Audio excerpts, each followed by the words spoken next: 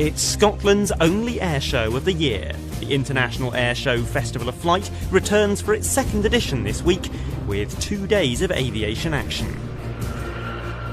Tonight, a twilight display kicks off the festivities. 2 hours of flying, including the RAF Typhoon and Airborne pyrotechnics. And tomorrow, we return to the waterfront for a 4-hour daytime flying display.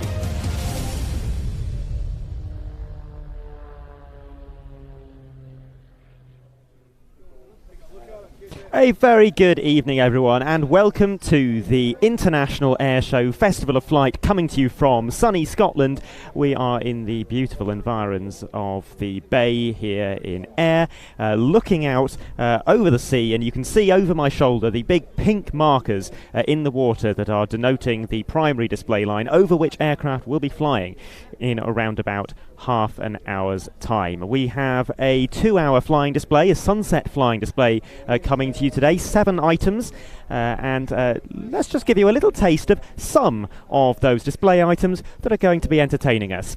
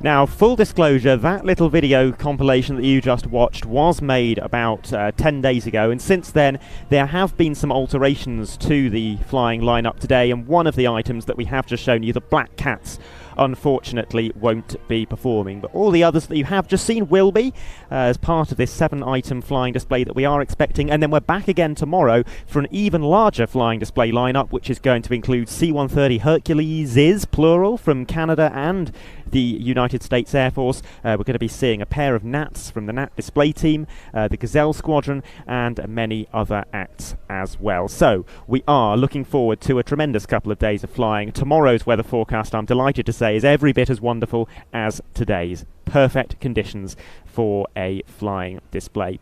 Now, this is not the first time that Plains TV have come to Ayr for an air show. In fact, this is, I think, our 4th or 5th visit to Ayr.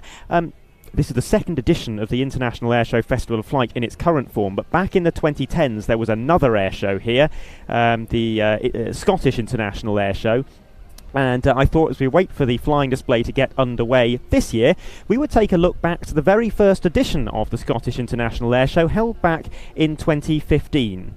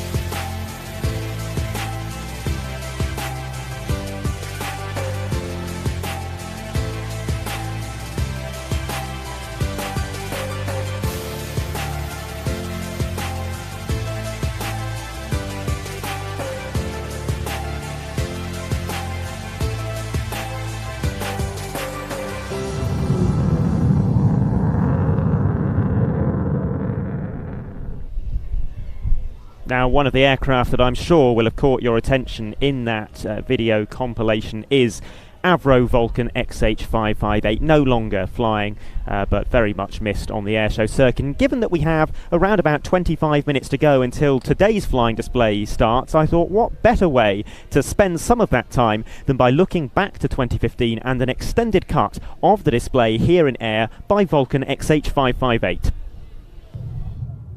We lucky few here at the Scottish Ayr Show 2015. The one and only Avro Vulcan.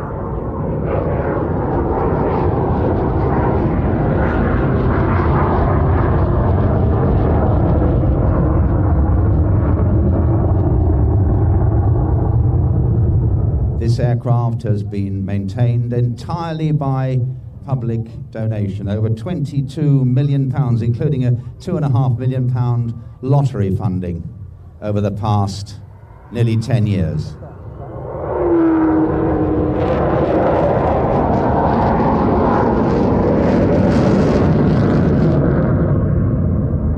Well, you may wonder why it's the last season for the Vulcan. Well, it's not because the aircraft is not capable of flying, that manifestly is so, but there is such an enormous amount of technical backup required.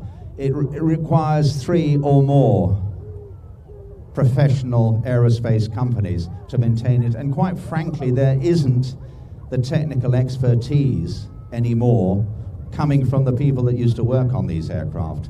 And also, the time life on the fuselage is getting longer and longer, and the fatigue, of course, increases the more you fly. So there has to become a point where we say, glorious, but enough.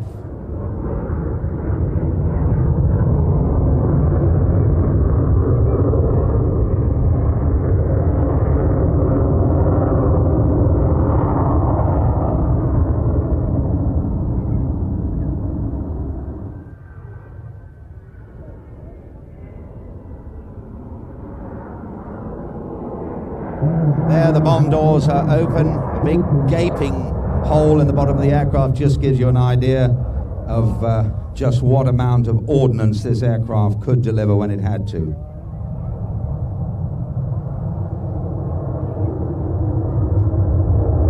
And there it is, yes. Absolutely 90 degrees, quite extraordinary. I've often said to the boys, well, why not just go for it last run and roll it? Well, of course, they were rolled at Farnborough several times during displays. And of course, the test pilots did, perfectly capable of it. The aircraft has all the power and agility to do that.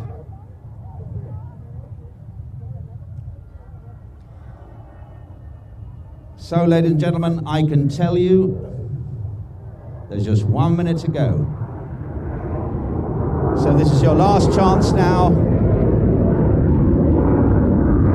Get the cameras out.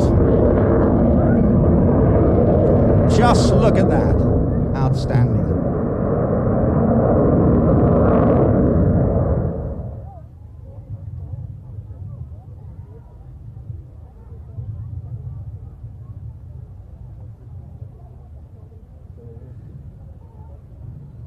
They will be looking down, ladies and gentlemen. So make it a big one. Here we go. They're looking down.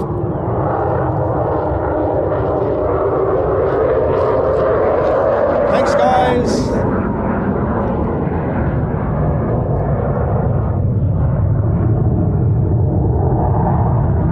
There it is, ladies and gentlemen. Wonderful. Oh, I thought he was going to roll it.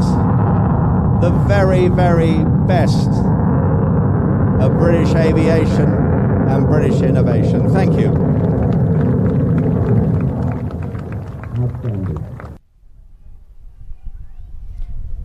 Well, how we all miss Vulcan XH558. And if you want to rewatch the entire programme, the DVD as it then was from the Scottish International Ayr Show 2015, and many other programmes about the Vulcan, Vulcan Effect, for example, charting its 2009 display season, the final farewell programme as well, and indeed about 100 to 150 other titles that we've recorded from the 1980s to date, then you can find all of those by heading over to our streaming service, watch.planestv.com. Souvenir programs, DVDs, videos from air shows recorded around the world, also the chance to rewatch some of our live broadcasts as well. And here is I'm going to welcome Ash and David Wynn to the streaming service. Thank you very much for joining, and here is a little look at some of the programs that you will be able to enjoy now that you are members.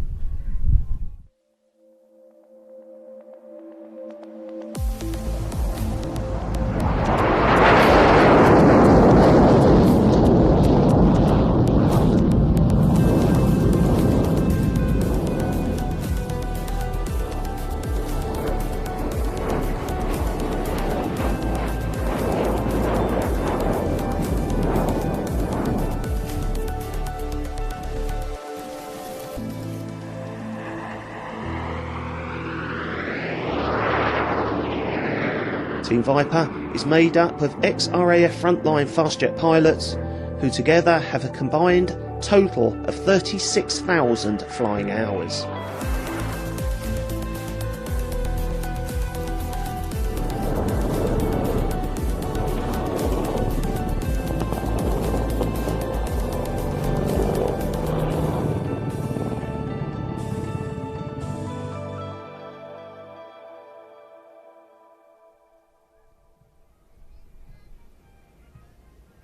Just three random clips there of some of the programs that you can find in the archive over on watch.planestv.com.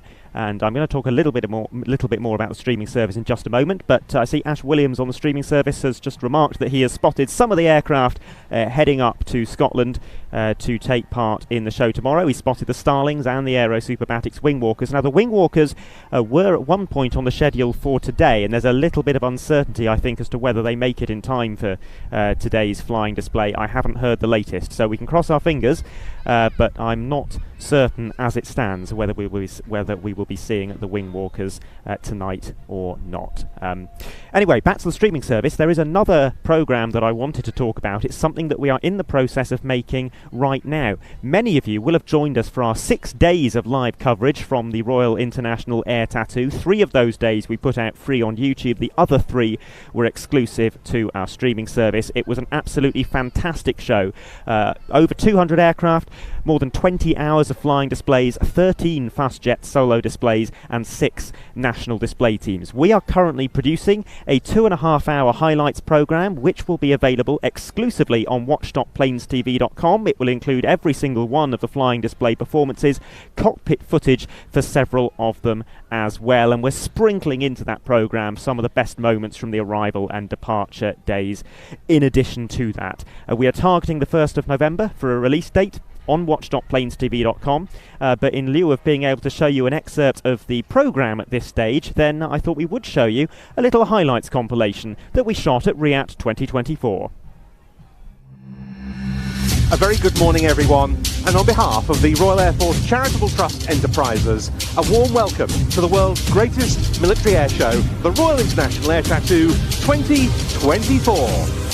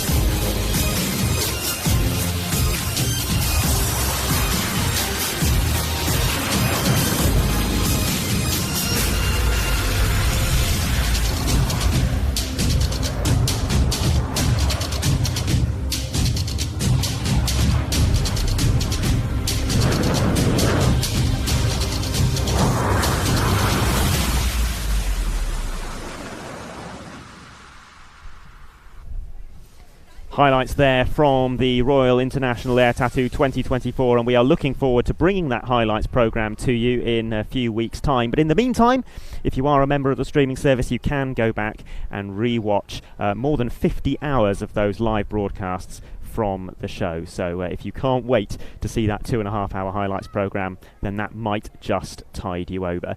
There's something else coming up on the streaming service as well, and that is next week we will be broadcasting the Duxford Battle of Britain Air Show. That will be exclusively available on watch.planestv.com, although we might do a Friday preview stream over on YouTube as well. We're not 100% certain on that at this stage. It depends on how our plan for the following week, for this coming week, pans out. But the action from Duxford will be coming thick and fast on Saturday and Sunday.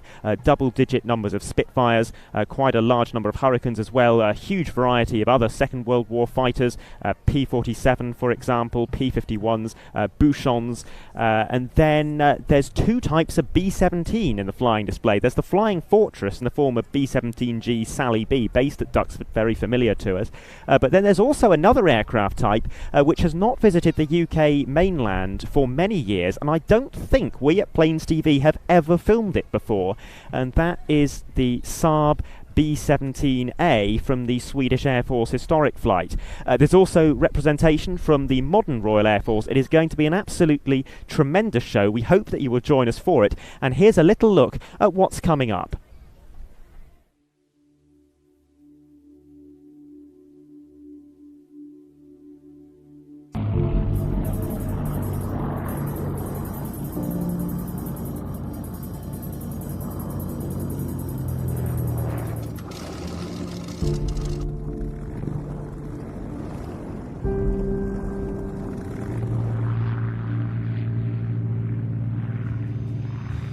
It's always one of the most memorable moments of the season.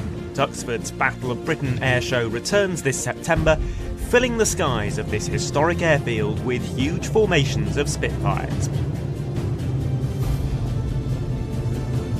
But it's not just about the Spitfire, with many other Second World War types due to take part: B-17, Blenheim, Swordfish and Lysander, to name but a few. And contrasting the old with the new, the modern RAF will perform with the Typhoon and F-35.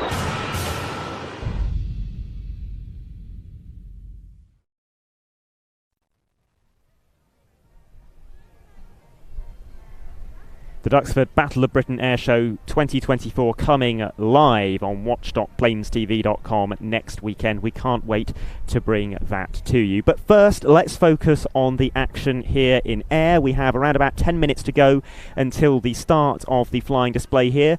And if you've just joined us and you missed my explanation at the start, we're expecting roughly 2 hours of flying today as the sun sets over the Isle of Arran behind us. It is an absolutely wonderful evening for an air display, perfect weather, and here is a little look at what's coming up over the next couple of hours.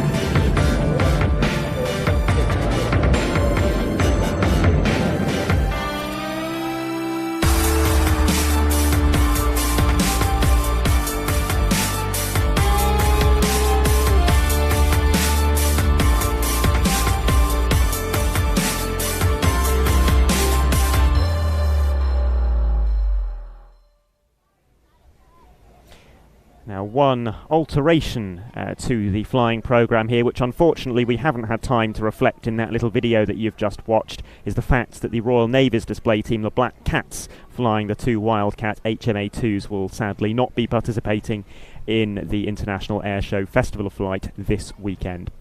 I have just had a message shouted to me by the Deputy Flying Display Director, and there has been a further alteration to the flying programme. I haven't been able to quite get my head around the meat of the update, but what I have been able to establish is that the flying is now starting 15 minutes from now rather than 10 minutes from now. A 5-minute delay to proceedings. It will be starting at 25 minutes to 7. And the opening act, I understand, is still going to be the Royal Air Force Falcons parachute display team. We have seen their aircraft in the very far distance taking off. It is a Dornier 228, their normal jump ship, actually on the civil register, even though they are a military parachute display team, and they will be entertaining us very shortly. I think at this point I'm going to hand over to your airshow commentator for today, and he will shortly be taking to the microphone to guide you through the coming 2 hours or so of action, and that will be Joe McGrath.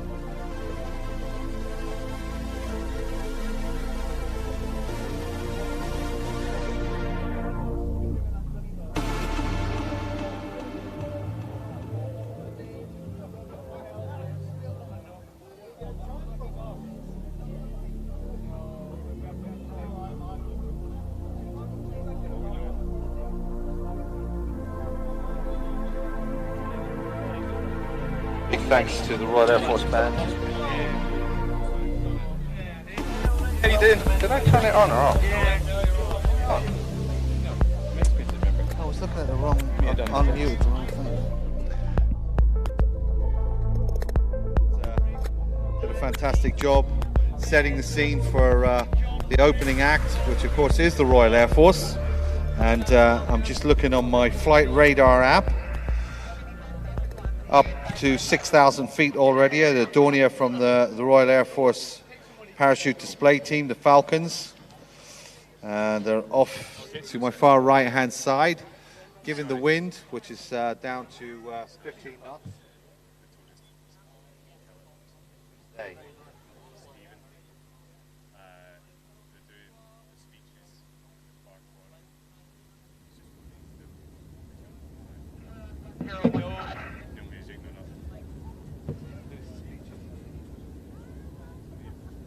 In the parachute running in, just about to 5-10 minutes. No, they'll be in the air in about 5 minutes. Well, anyway, it's his show.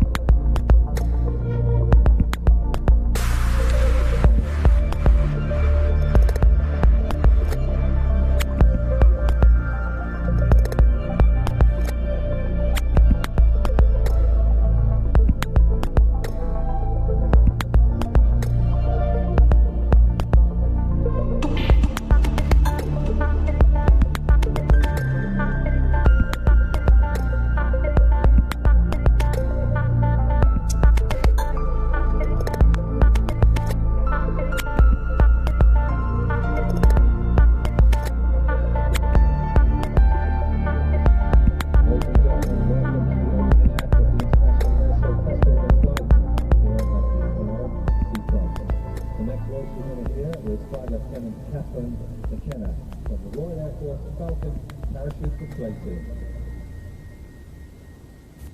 Good afternoon.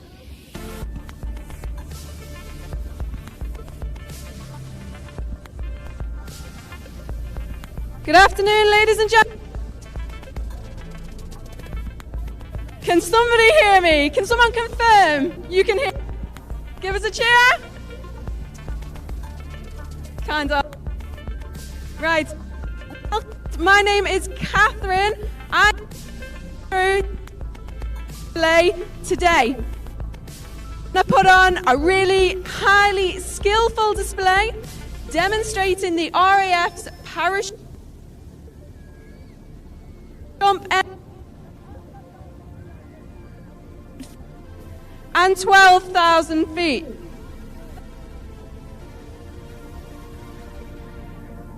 Can you hear me now? Right, I'm just going to face this way for a bit.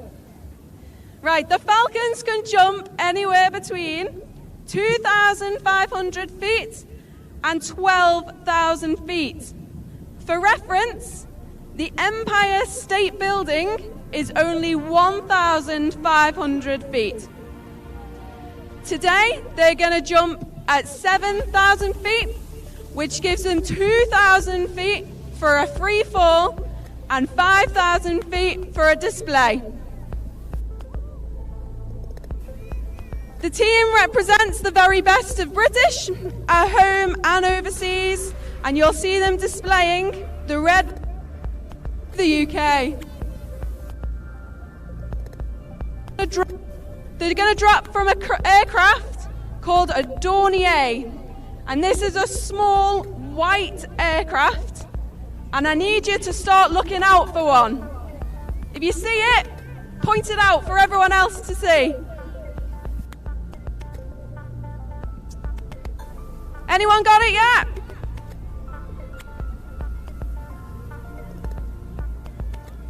Now, because of the wind direction, they're going to jump out of the aircraft, probably over the town. So we want to be looking in that general direction and looking out for those parachutes coming out. Now, to help us see, they'll have red smoke trailing from their ankles. So this will help us find them. You'll see there's already some of the Falcons out on the ground, and this area is known as the drop zone, the DZ. They're led today by Flight Lieutenant Alice Rogers, and she is assisted with the Survival Equipment Technician, Corporal Dan Welshie Edwards. The drop zone team are responsible for preparing the landing area. They check the cloud cover and the wind speed and direct. It also allows the drop zone officer to calculate which direction the aircraft should approach and when the team jump. You might be able to make out a massive green and orange cross on the drop zone. These are indicators for the parachutists. Sometimes we use smoke as well, and this helps them find where they need to land.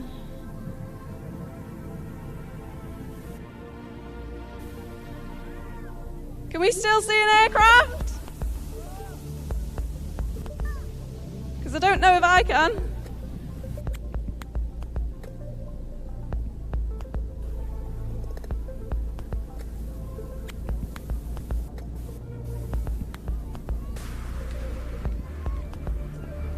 The team coach today is Flight Sergeant Liam, and it's his job to guide the aircraft to the right spot and get all the Falcons onto the ground safely. Inside the aircraft, there'll be a red light, and it'll signal to the Falcons to prepare to jump, and each one will leave every 3 seconds.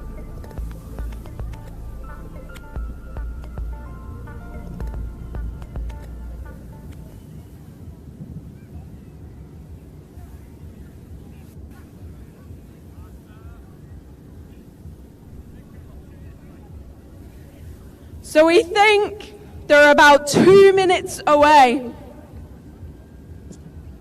So a little bit about the Falcons. The team consists of 2 parachute jumping officers, 9 parachute jumping instructors, and 2 survival equipment technicians. They also rely on volunteers like me to commentate, and also our PR team, who you'll find inside the Falcons tent just to the side of this drop zone. We're based at RAF Bryce Norton near Oxford, and they form a part of the Airborne Delivery Wing, ADW, and they deliver specialist parachuting support to the Defence Airborne Forces community. And their motto, "Knowledge dispels fear," is a perfect example of the skills demonstrated today. The Falcons today have come a long way from their predecessors.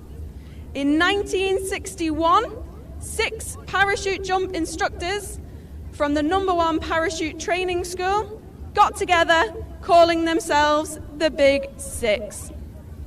They performed basic parachute free falls for the next 4 years, where their skills were only improved by trial and error. 1965, and they were invited to display at the Farnborough Ayr Show.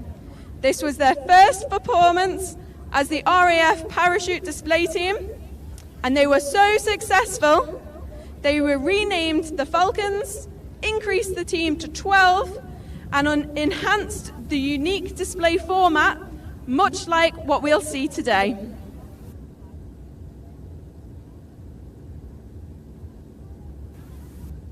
Now, if we to the skies, we small aircraft with a little bit of smoke behind it, starting to approach the town centre.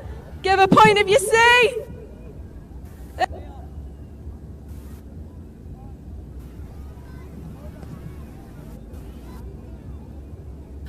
You'll be able to see that red smoke trailing from their ankles. This was lit the last second before they jumped out. They'll go into a nice free fall here before they line themselves up ready for their display.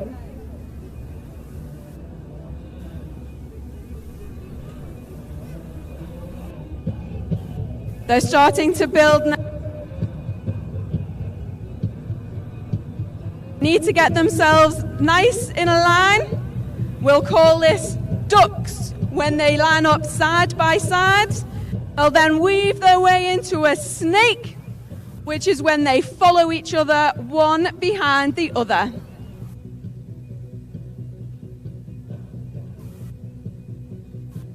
Here we have the perfect demonstration of the first formation, the heart. We'd like to dedicate the heart today to the Royal Air Force Benevolent Fund. They're very close to our hearts, and you'll find them here today, so please do support them as well.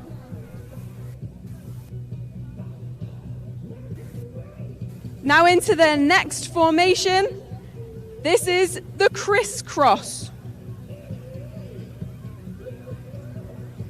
They'll approach each other now at speeds of over 45 miles an hour. They'll come within just a few feet of each other.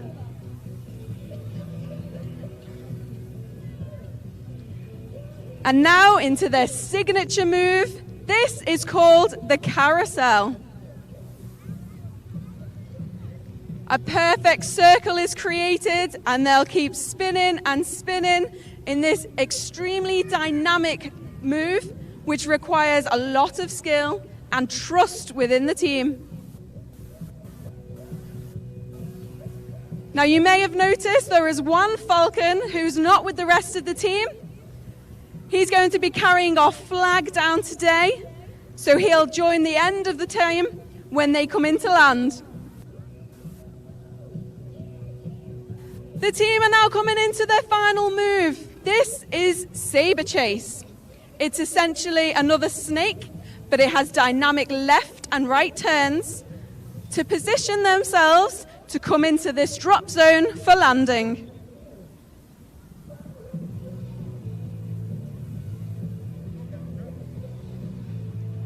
You'll see the smoke now on the drop zone, indicating the wind direction.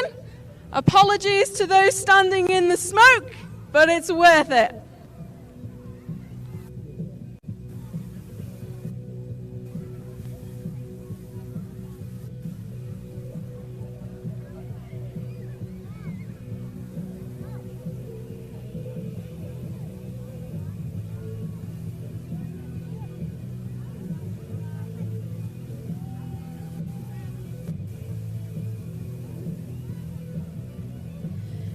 Make sure you are getting nice photos and videos. We would love to see what you've captured today.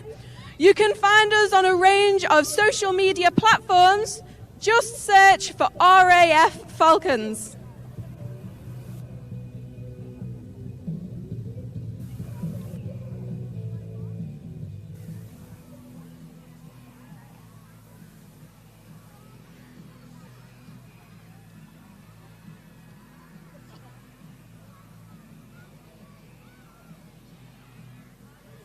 Now I think the crowd, you're just about close enough to the jumpers for them to hear you cheer. So please put your hands together for the Royal Air Force Parachute Display Team, the Falcons. Coming up first to land, we have the team coach, Flight Sergeant Liam Lyons. Next up, Sergeant Owen Collins, Sergeant Andy Lynch, Sergeant Sean McCabe, and our very own Scottish laddie, Sergeant Greg Ashleby, whose family is here today, so please give us a big cheer.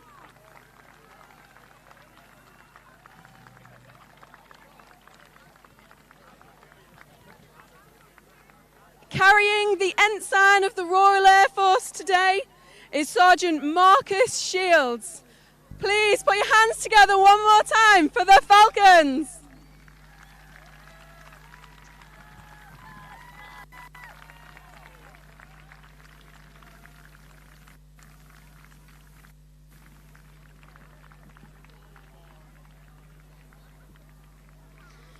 Now we haven't quite finished our display today. The team will now prepare for their lineup and they will take an official salute. They need to quickly remove their equipment. They need to gather in their parachutes. And the Flight Lieutenant Alice Rogers, the drop zone safety officer, will get ready to call them in to take a salute in front of the Provost today. So the Town Provost, Ian Campbell, will be receiving today's salute. He is also joined by the Lord Lieutenant. Once all of the Falcons have their RAF berets on, this is a sign that all the drills are now complete. So the drop zone safety officer can call them to line up for the salute today.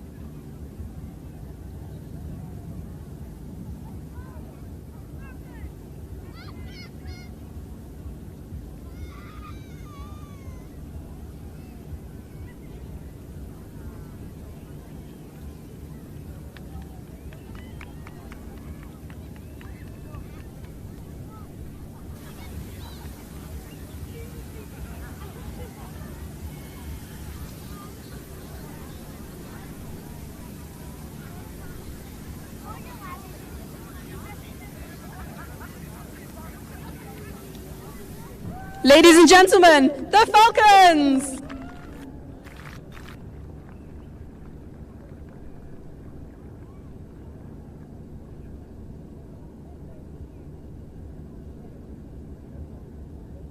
You'll be able to find us in our PR tent. If anyone can see me, it's right over here. Once the Falcons have packed away their parachutes, they'll be joined tent, so please feel free to come and meet the Falcons to receive some information, any RAF information you're interested in, and there might even be some freebies and little goodies to take away.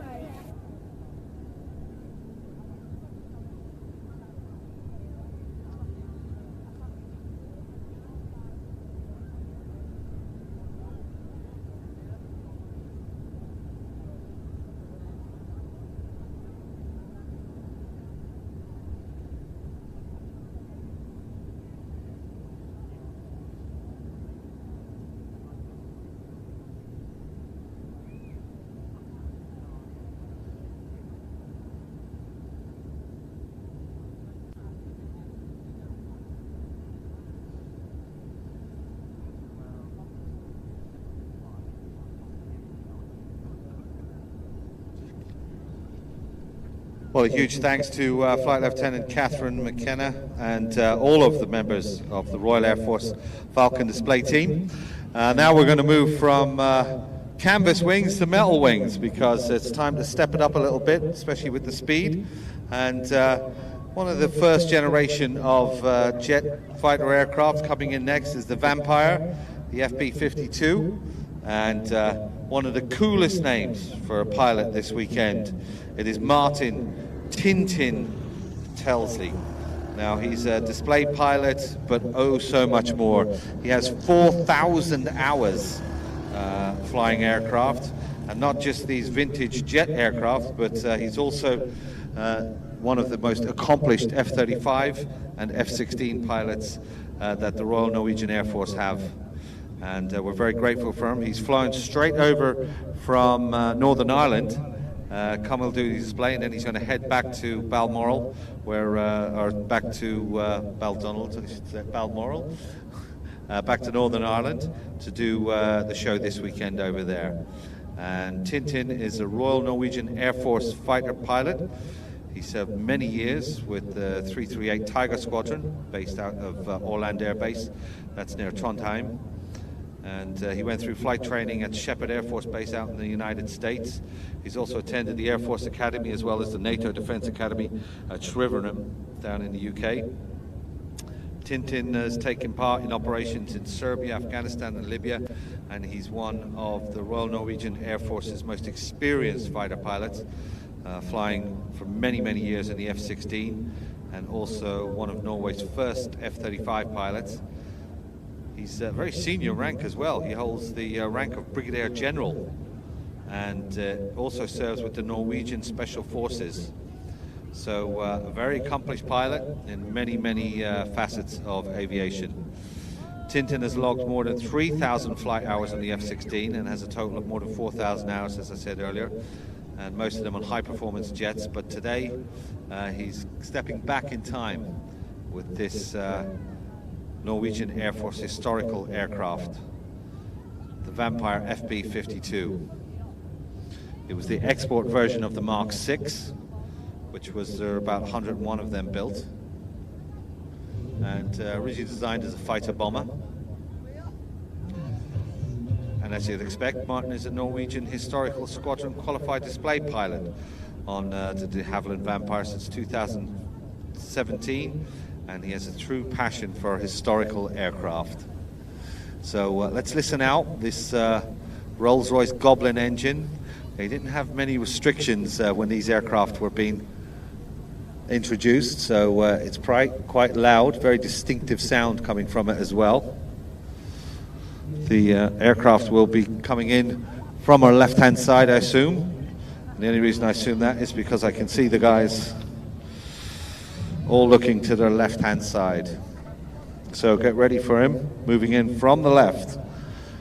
The de Havilland Vampire FB-52. It's a unique design with this twin tail boom. You'll see them rolling in, and when he starts putting the aircraft on its back, very distinctive shape. Wingspan 38 feet. It's wider than it is longer, because it's only about 30 feet in length, and takeoff weight about 12,000 pounds, just over. And as I said, it's powered by the de Havilland Goblin 3 It's a centrifuge turbojet. It was a variation on the original turbojet. So coming from your left, ladies and gentlemen, here it is, the Vampire FB-52.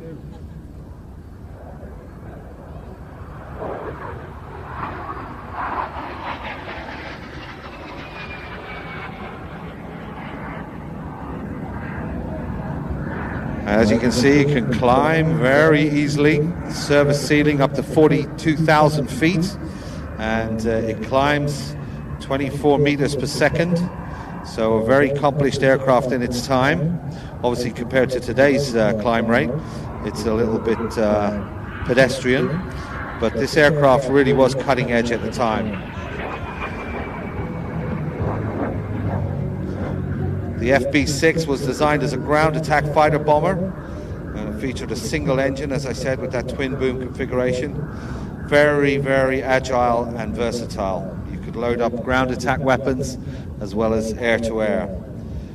That de Havilland Goblin engine means it can get up to speeds in excess of 500 miles per hour, and the aircraft has a range about 1,200 miles, so what's that, about just under 2,000 kilometers, and can operate, as I said, up to 40,000 feet. The F6 was armed with 4 cannons, very, very popular on the ground attack role, 20 millimeter Hispano cannons, and as I said, could carry rockets and bombs underneath, and it was used for ground attack missions as well as air-to-air in the earlier days, but later on this particular version was known for its ground attack role.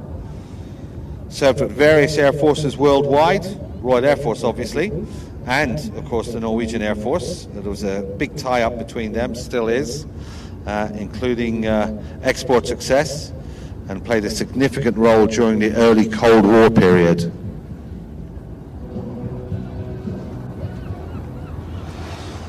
Vampire was amongst the first jet fighters to enter service with the Royal Air Force, and it was pioneering that transition from propeller-driven aircraft to jet propulsion.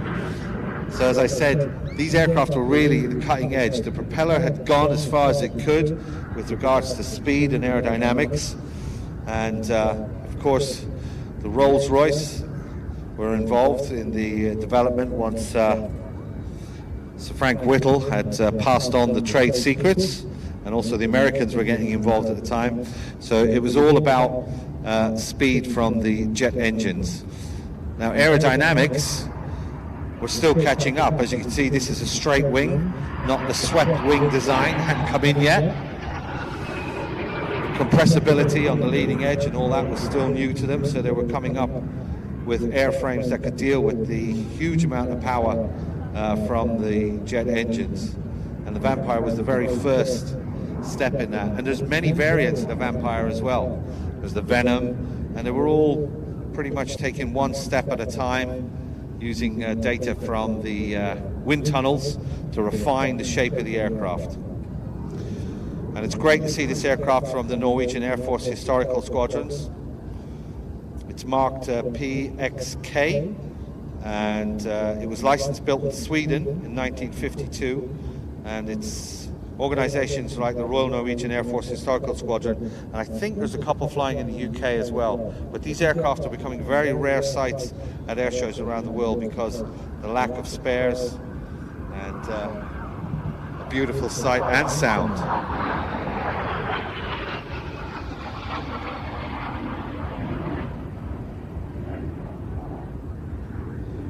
The aircraft was purchased from Sweden back in 2011 by the Norwegian Air Force Historical Squadron, and it displays in the Royal Norwegian Air Force markings to represent a Vampire of 336 Squadron in the early 1950s, and that was to commemorate Norway's first ever pure jet fighter squadron.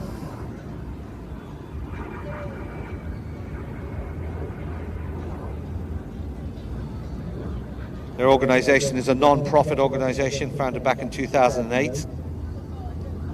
It's based at Riga Air Base, 137 Air Wing, and located just south of Oslo, and dedicated to keeping these aircraft flying where they belong, up in the air.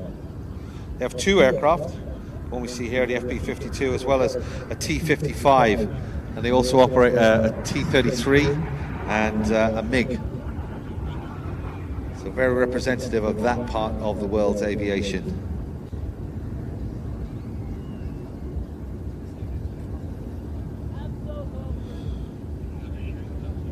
The goals of the Norwegian Air Force Historical Squadron is to preserve ex-military historical aircraft in their airworthy condition, much like Duxford does over here in the UK, and then use those aircraft to educate people the important role these aircraft played in the development of air power throughout Europe.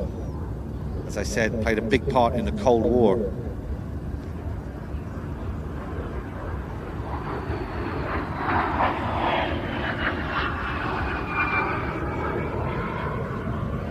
You could not ask for a better weather. Look as the sun glints off the top of the aircraft as it's inverted. And I'm sure Tintin is enjoying the view, looking down on us. And I would think a big change from his normal office, which is an F-35. All the latest and greatest gadgets, fly-by-wire. None of that on this aircraft. He is flying that aircraft as much by feel as the gauges on board the aircraft. He'd have his Primal 6, his six-pack as we call it, watching that airspeed all the time. These aircraft, especially with a straight wing like that, you've got to make sure you're going at the right speed all the time. Very easy to stall. And the Goblin, as I said, a good air engine for its time, into an aileron roll. Always nice to see when a pilot does that. He's pointing the nose up before he starts into the roll. You want to see about 5 or 10 degrees of nose up attitude.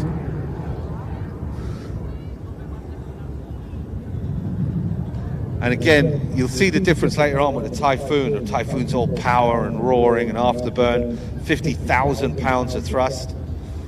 You haven't heard this engine surge once. It's a constant stream of the same power.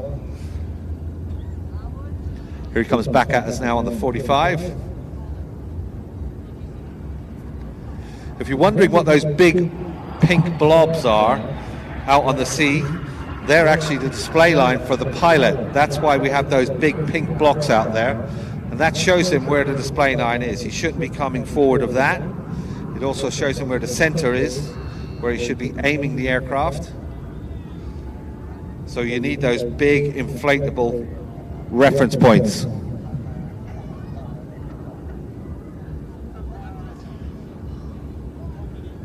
So just listening on the frequency, and Tintin has confirmed he has 1 minute left on the display, so he'll be coming in for a penultimate pass and then pulling up and heading straight back to Northern Ireland.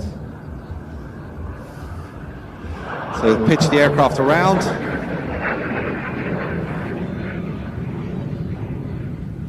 Into a max rate turn, I would think, for this aircraft. See how big that circle is. Bear that in mind later on when you see the Typhoon. You'll be going twice the speed and half the distance.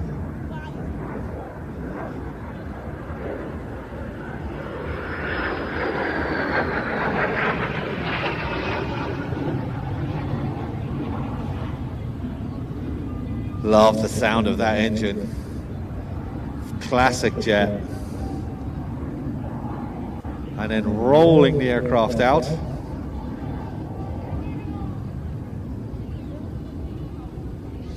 Also on board his normal day-to-day fighter, he'd have full ejection seat, all the latest and greatest Martin Baker ejector seats. Not so much with these first generation jets. He's normally flying a 5th generation jet. And here he comes for the final time. Let's just listen to the sound of that beautiful de Havilland Goblin engine.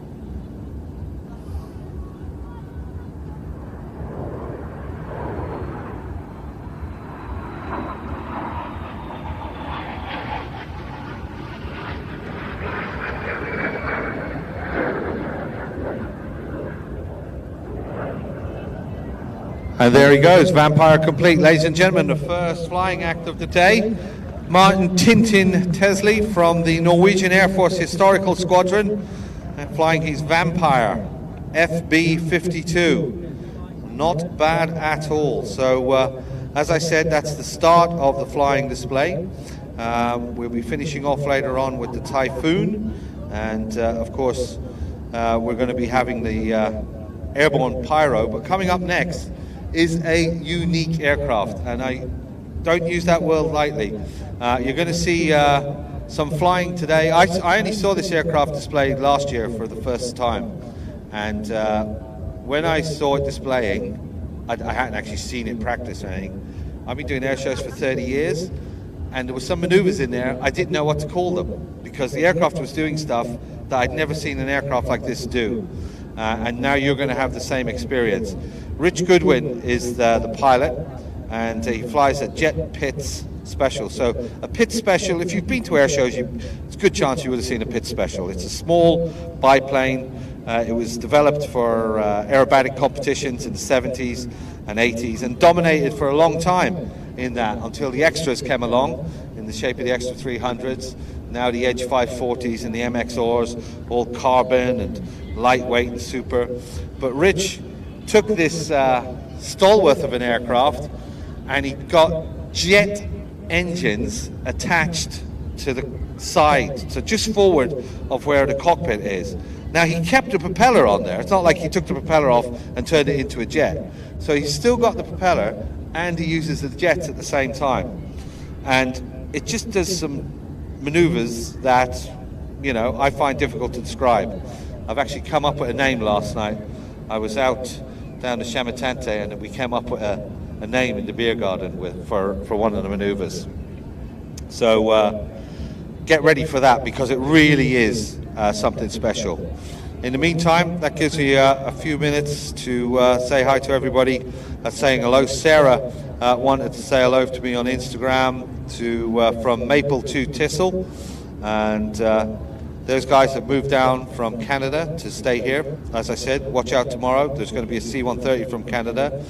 Struan Duncan says, huge fan, wants to shout him out, from Struan Duncan. And also wants to say hello from Megan.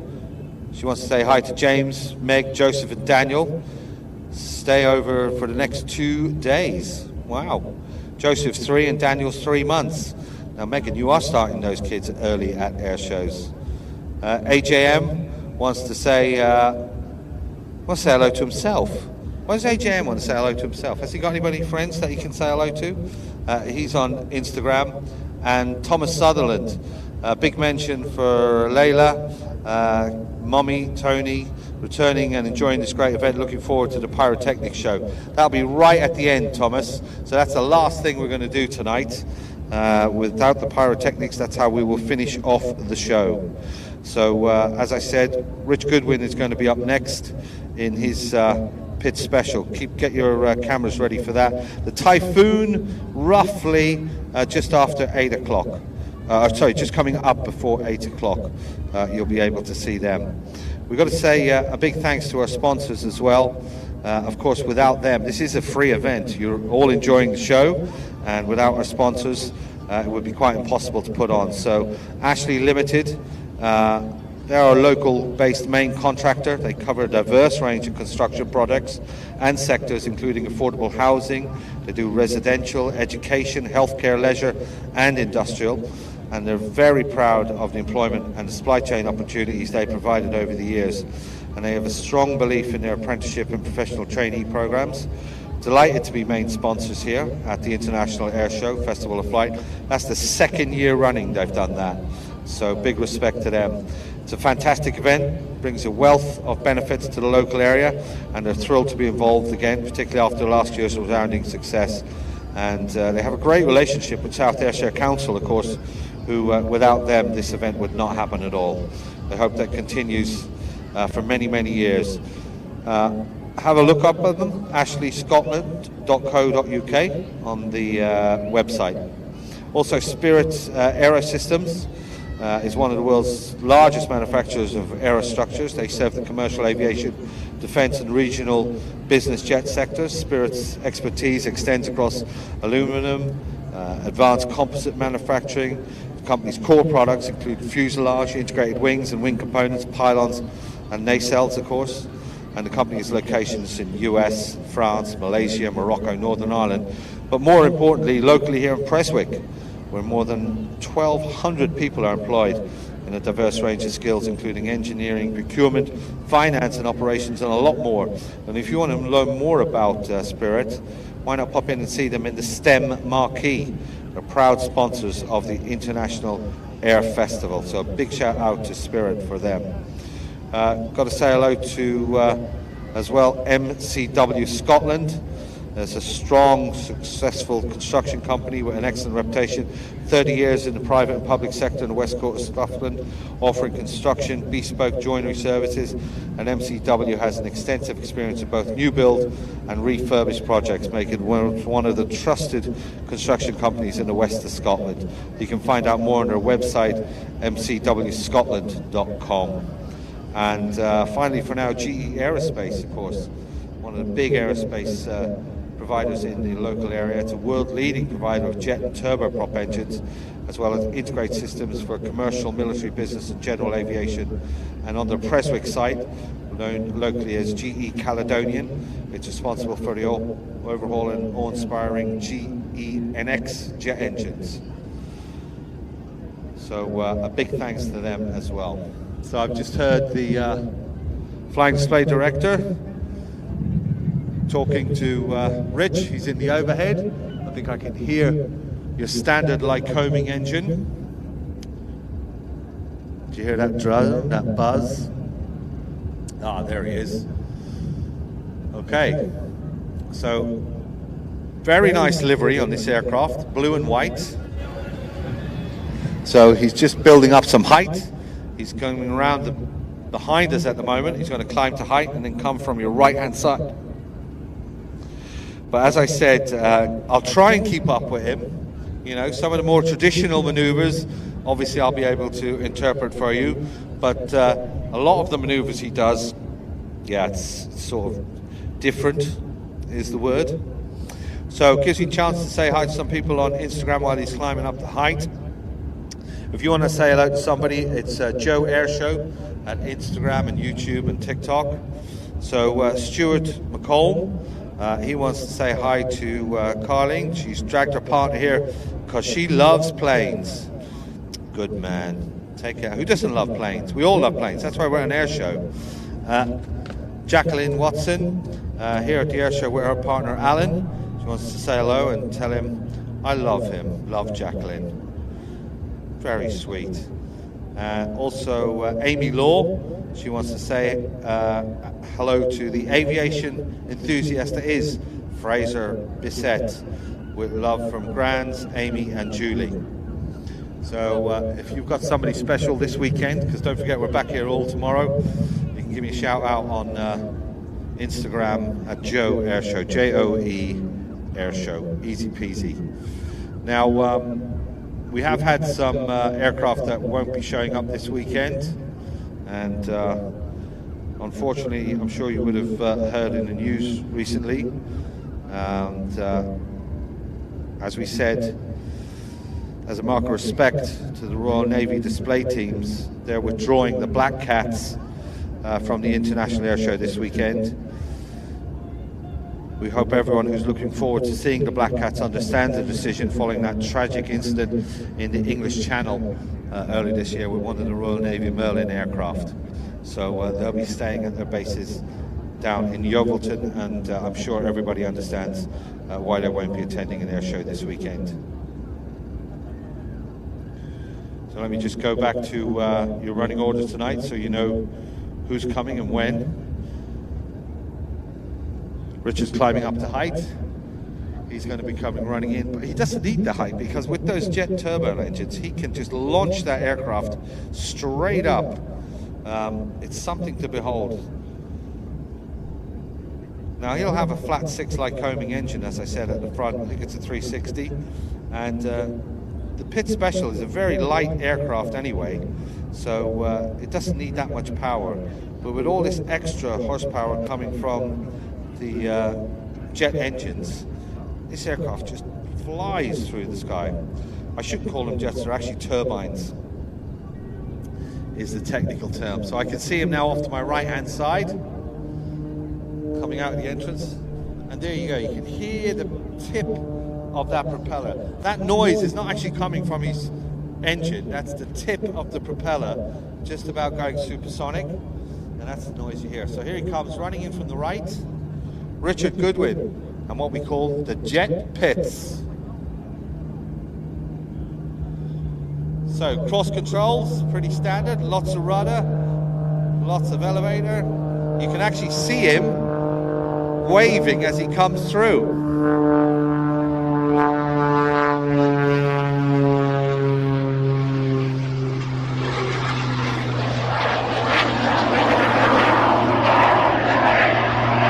Hang on a minute, Joe. Why is that noise coming from that piston aircraft? It's a jet aircraft. Now watch this. As he goes up, normally that's a stall turn, and a normal pits would now fall out of the sky backwards. But no, he can use the power from the turbines to just keep that aircraft hanging in the air and rolling around. So you can definitely hear when he switches the turbines on. The turbines aren't on all the time.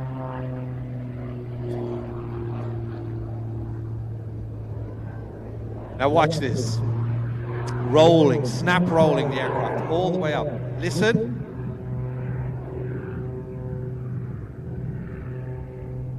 And just falling straight back. No jet turbines at the top of that. That's what we call a launch-evac or a stall turn at the top, just falling back into his own smoke.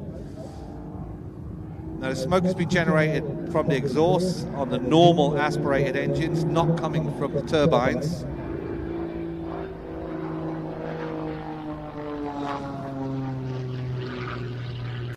So, reverse snap roll, watch, rolling the aircraft. These aircraft can roll about 380 degrees a second. He's gone inverted, so now he's just hanging upside down by his straps. So think of that, 360, so he's gone one full rotation and then another half a rotation in 1 second. He has controls on the top and bottom of the aircraft that give him huge amounts of aileron control. Why he wants to be upside down going all the way around, who knows. So again, that's the sound of propeller going slightly supersonic. Now let's see if we get some more of the jet coming into that sort of section. That's pretty much standard. Okay, jets are on.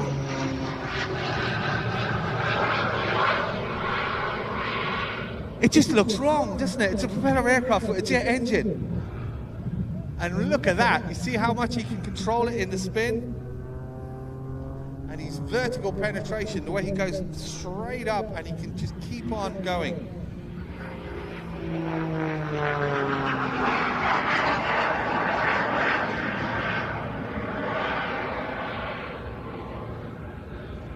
Right now into the inverted, and then that's a negative G, so unlike positive G that's pushing you down in the seat, that's horrible negative G because it's pulling all the blood from your lower legs up into your head. Very uncomfortable. Snap rolling at the top. Rich has got the body of an athlete. He's a man of a certain age, but he is what we call G tolerant. He does a lot of G-force training in the gym.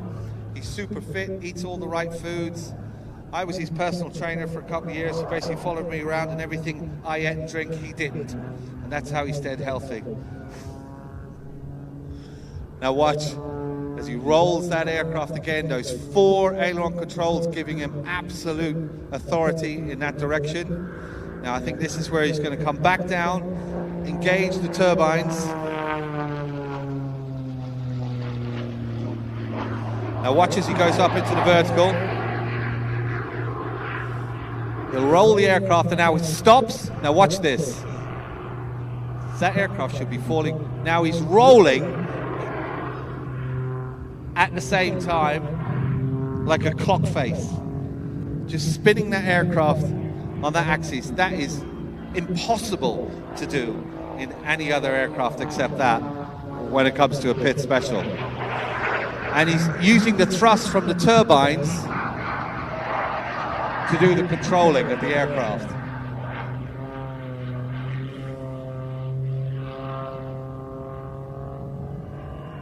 Superb.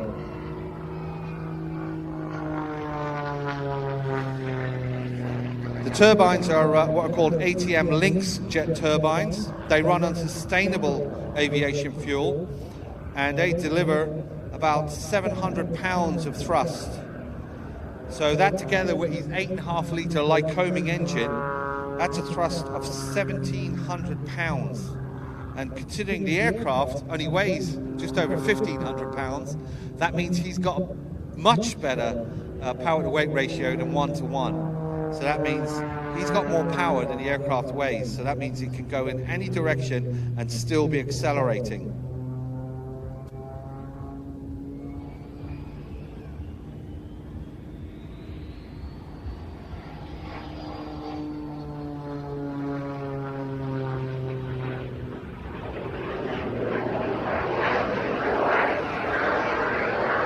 Watch the turbines. Watch. Pure turbine power. Hanging the aircraft there. 700 pounds of thrust coming from those turbines. And then slowly easing back the power to do a little tail slide with a puff of smoke. No other pits could do that. No Lycoming engine could hold that up. And then just gently bunt the nose forward and pull away. That is unique. That is Richard Goodwin in the jet pits. Now watch as he comes back.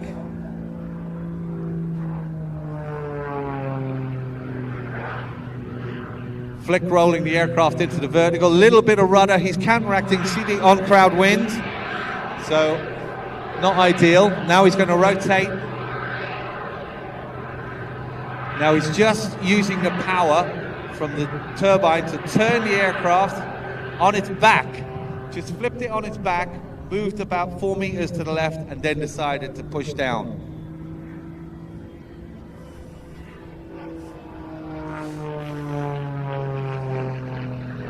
It's very strange for a pilot to look at that. Obviously, I've done some flying in my time, and everything I was taught as a pilot just says to me, that's not right, that shouldn't work, that should be falling out of the sky now.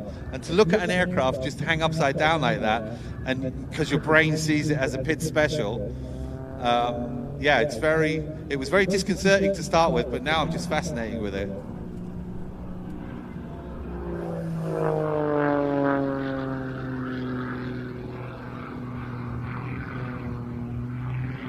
Wonderful control just on the Lycoming engine there. The turbines, the Lynx jet turbines turned off. This aircraft first flew back in 2019, but it wasn't up until 2020 that we saw it really take off, and then in the 22 season, that's the first time I saw it, back in 22. But even then he was still working on them, and January 23 is when they really got to grips with it. The CAA obviously had to pass all of the modifications, and this aircraft is truly a one-off.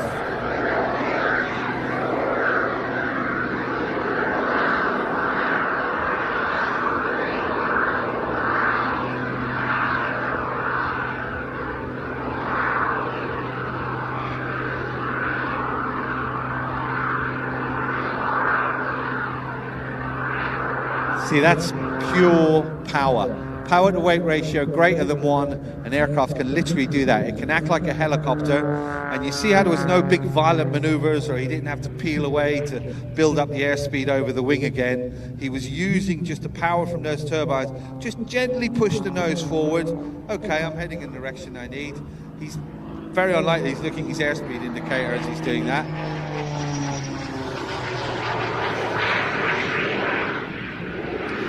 Now he's doing a corkscrew, again using the power of the turbines. You see how much tighter that turn is? We were looking at the Vampire earlier. It was almost 3 times the distance for the Vampire to do that same circle in the sky. And then at the top, it just keeps on going. It's literally a reverse corkscrew up the sky.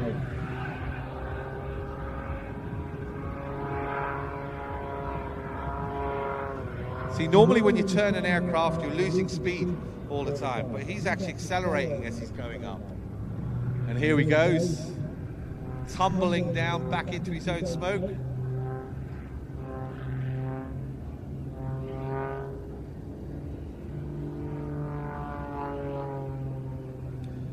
Rich is based out of Gloucestershire Airport, down my part of the world in the west of England. He's a big believer in STEM within aviation, and I know that he does a lot of work together with STEM around the world and in the UK. Into the inverted. And then again that horrible negative G as he's turning that corner. It's a great way to find a pen. If you turn the aircraft upside down, do a negative G, the pen will just shoot forward onto the top of the canopy and you'll be able to pick it up.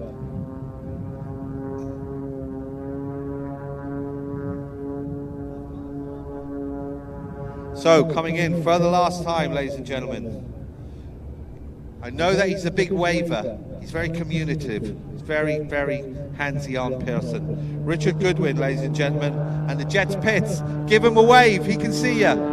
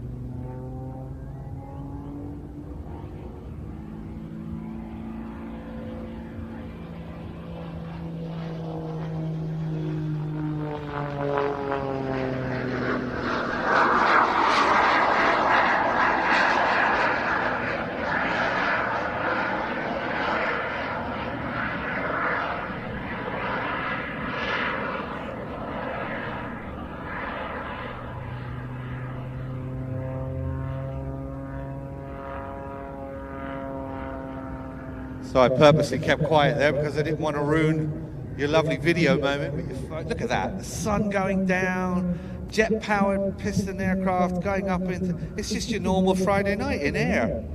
This is how we roll up north. What do you think of it? He is good, isn't he? And he'll be back tomorrow. You just cannot go wrong. My favourite display item from last year when I was doing other air shows. Now we're going to slow things down a little bit. We're going to go back in our history because I'm sure everybody's aware of BBMF, the Battle of Britain Memorial Flight, and the unfortunate tragedy they had with the Spitfire earlier this year.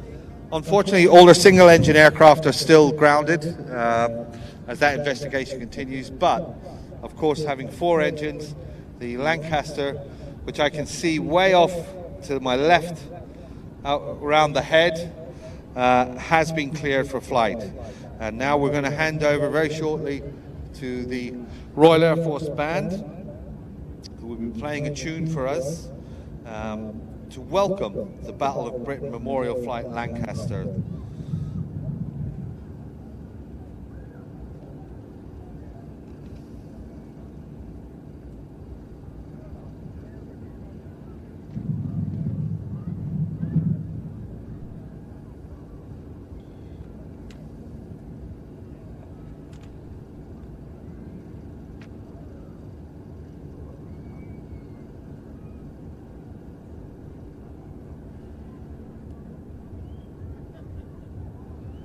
Ladies and gentlemen, from your left, let's keep quiet and listen to these beautiful 4 Merlin engines. The Royal Air Force Battle of Britain Memorial Flight, Lancaster, City of Lincoln.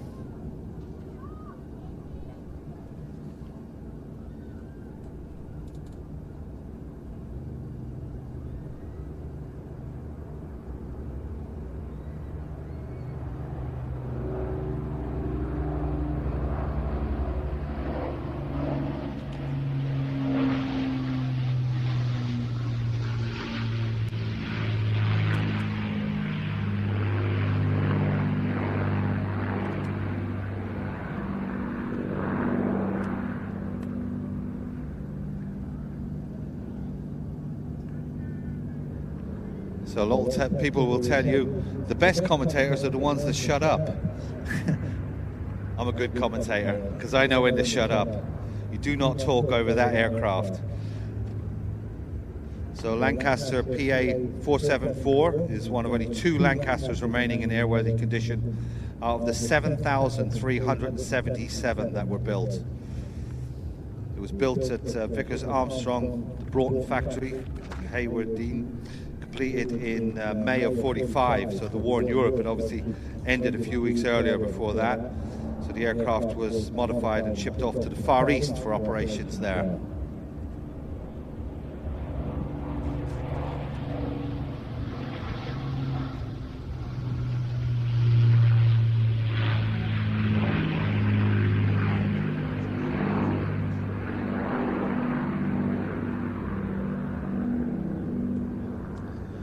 In the Far East, the aircraft operated against the Japanese as part of the Tiger Force, and was first flown in this configuration in August of 45.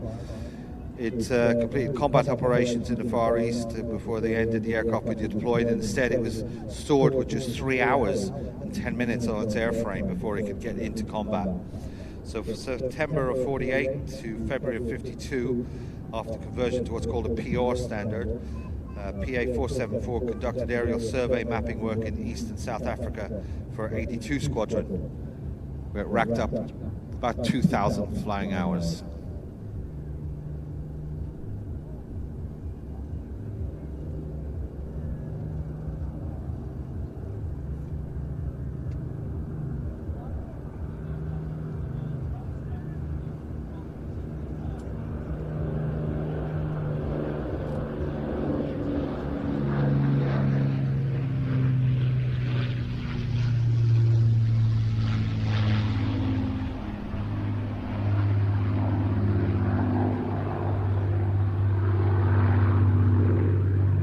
So after its aerial survey mapping work in East and South Africa, the Lancaster was then loaned to Flight Refueling Limited at Rusden, and it was initially converted into a pilotless target drone. Fortunately, the drone conversion was cancelled and the Lancaster was saved from a fate which would almost certainly have prevented it from being here today. PA-474 was then allocated to Cranfield College, and of course Cranfield College today, still the hotbed of aviation technology, and thankfully it was used as a test airframe there for many years.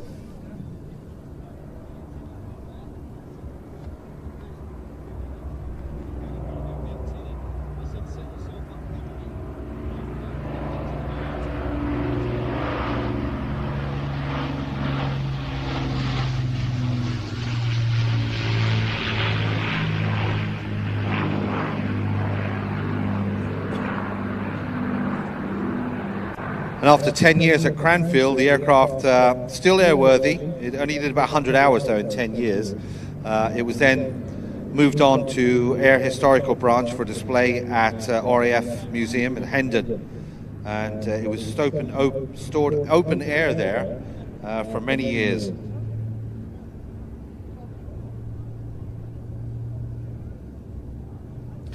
But thankfully the CO-44 Squadron, which was the first unit equipped with Lancasters, gained permission for PA-474 to be transferred into the care of that squadron. And then it was reborn.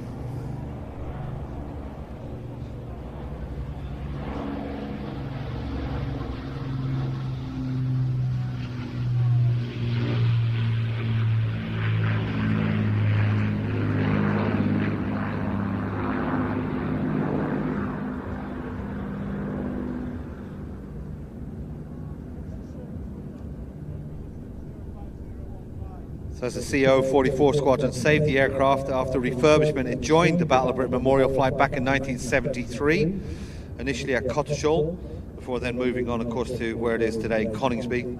That was in 1976.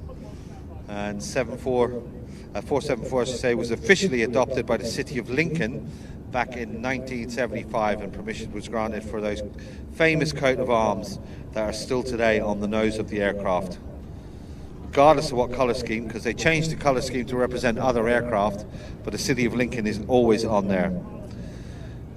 It's now painted this year in the port side as the Lancaster Bill WS005, which was ARL leader, and the nose art depicting a kangaroo in Wellington boots playing the bagpipes. I know, strange, eh? Representing the mixed nationalities, Scottish, Australian and Welsh, of the crew of this aircraft at the time. Now here we go for a dirty pass, gear down, get your cameras ready.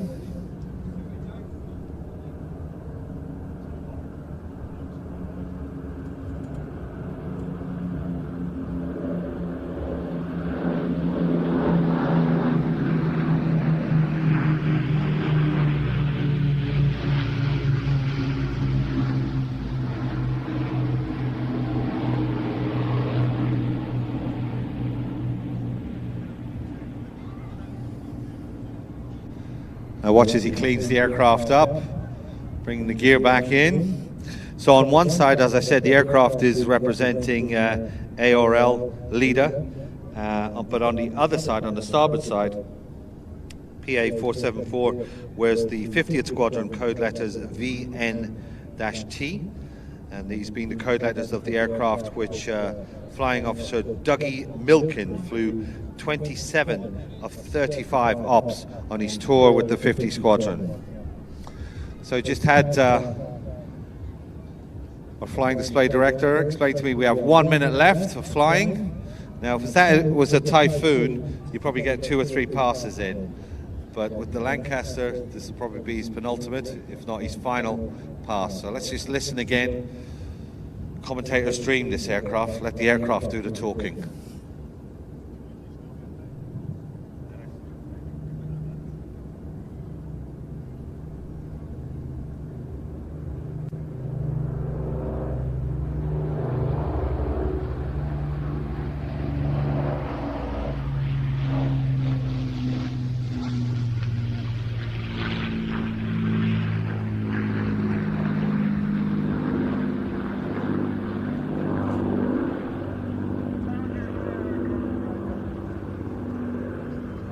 Ayr, you should be proud of your beautiful, beautiful city and also this beautiful, beautiful view you've just provided. As our Lancaster pulls away to the right, that's the last of it, but what a wonderful display. As the sun sets down over the Isle of Arran, the Lancaster PA474, lest we forget.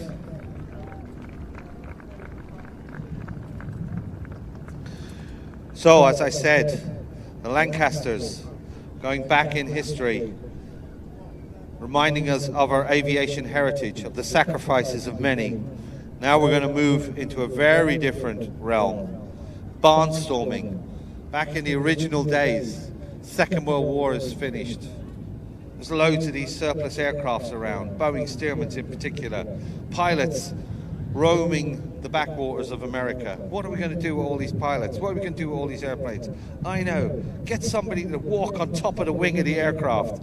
No, hang on, not just walk. They'll also get off the aircraft and get back in the aircraft. What, while it's flying? Yes, while it's flying. Great idea, let's do that. And that's what they did. It's called wing walking.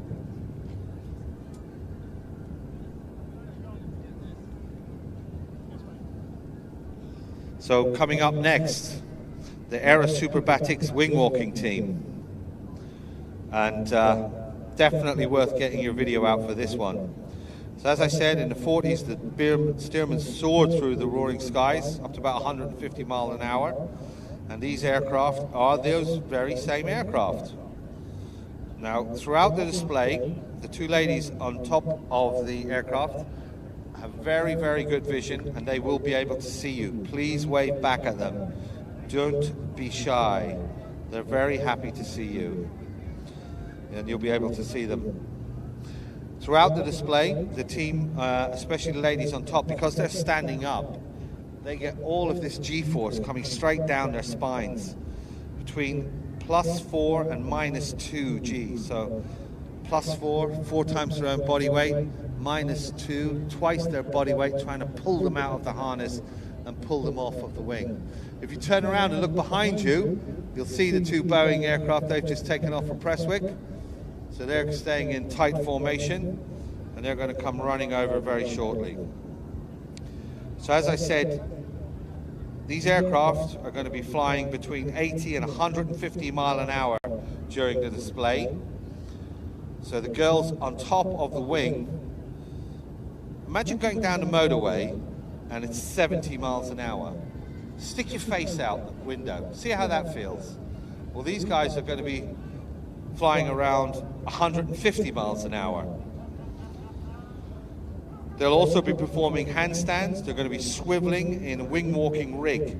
So it looks like a post. It looks like the girls are strapped to a post, but it's actually a rotating rig that's on the post. So they can actually move 90, 180 degrees, and they can rotate themselves around the actual post on top of the aircraft. So one other thing about these aircraft, they're not the Pitts. They're not jet assisted. These are 1940s aircraft with big old radial engines on them. So it's a lot of energy, what we call energy management. They'll climb to get height, and then they'll dive down to get the speed, then they'll climb back up to height again. So they're going to be climbing up a little bit to our right hand side as they head up into the sky. Gives me time to say a few hellos on Instagram. And Beth Pike wanted to give a shout out for Sam and Lily at the Ayr Show, and for their big sister to embrace them. Hope you're enjoying the show, Beth. We're coming from the left. I just heard Dave Beryl, the chief pilot, on the display frequency. They've got to height. So as I said, the aircraft are flying 1940s Stearman, powered by Pratt & Whitney radial or 85 engines. Engines almost 17 litres, nearly 9 times bigger than the average family car. So display on. Here they come, ladies and gentlemen, the aerobatic wing walking team. Now watch the women on top. By the way, they volunteered to do this. They weren't forced into it. There was a selection process. They freely agreed to go on top of that wing. Now the noise you're going to hear as the tips of the propellers reach supersonic speed. That's that rasping sound.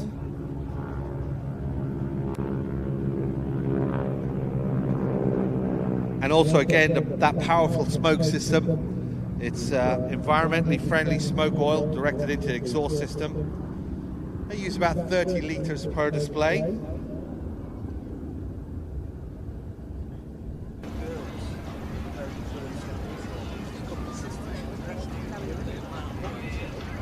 Aircraft up out of private airfield down in the Cotswolds.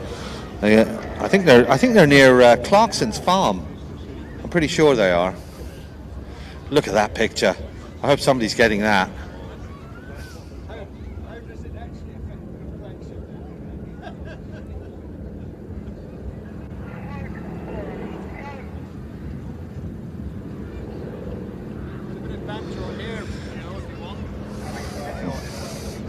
So Dave Barrel's in the lead aircraft.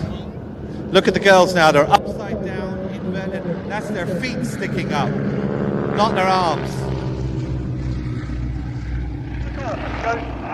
Right ahead now for the V-brake climbing. So that's Dave talking. You can see how the girls just swiveled around there. Watch as they reposition the aircraft coming back in now. Very soon we're going to start the exciting opposition passes.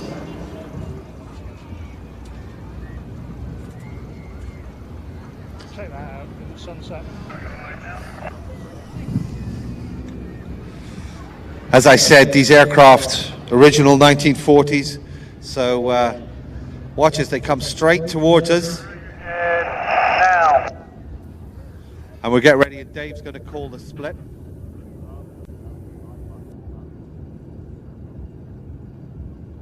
Smoke on, go.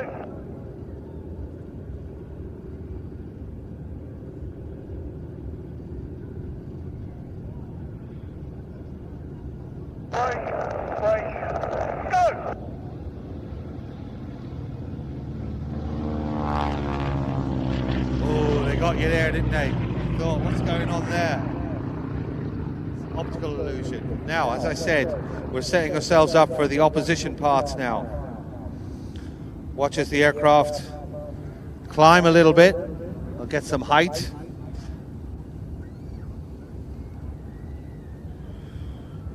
So as they do this, they're going to do what's called the opposition bump with a 45-degree cross, then the opposition flyby. Keep an eye on the girls on top. As I said, those rigs can rotate as they're actually displaying.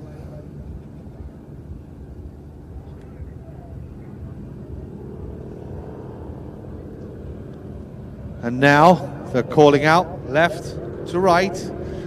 The smoke helps both pilots see each other coming down, pitch the aircraft down, build up on the speed, and then pull back on the stick, up into the bump, push back down on the stick, and watch the speed off.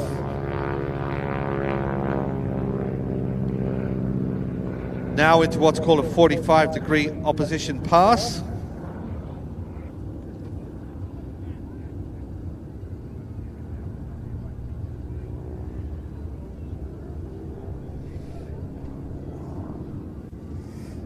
Now watch as the aircraft search out each other, and look at the girls on the rig.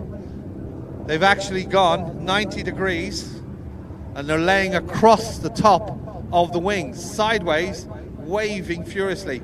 Feel free to wave back.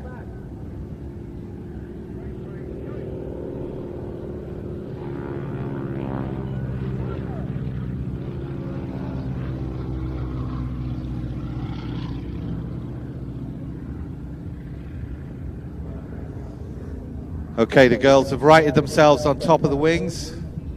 They're now in the vertical. They're going to come back in for an opposition flyby. So let's go back into the cockpit. Dave Barrell at the controls. Let's have a listen to him. Okay, get inside the boys. See if that's the meeting order. Smoke on, go.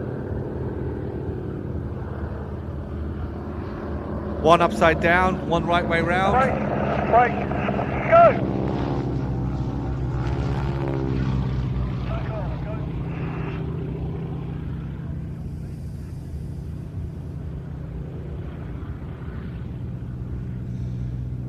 Now these really do create some fantastic photo opportunities, especially with the sun just setting, Isle of Arran off in the distance. Even some boats have come in to have a look. It is free, so they're allowed to park out there. Now, as you can see, the aircraft perform an opposition rejoin. They're going to climb for height for an elegant formation. Roll. So as I said, always trading the height for speed.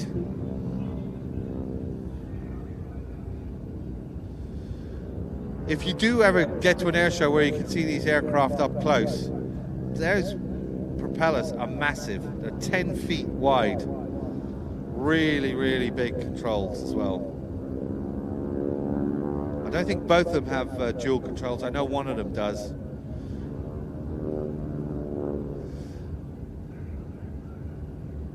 Both aircraft have had all the control columns from the front cockpit removed, obviously with the girls going in and out. And you can see now, watch as the aircraft pitch up. Look where the girls are. They're sitting on the front of the wing. They've come off the harness.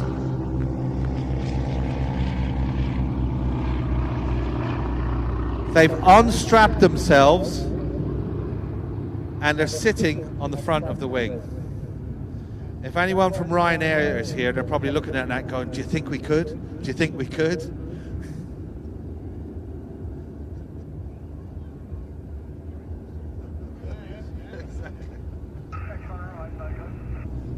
Okay, so keep an eye on the ladies on the wing, because obviously they've unstrapped themselves from the harness. And as I said, they were sitting on the front. Now watch, because this time they're going to be facing backwards on the top wing.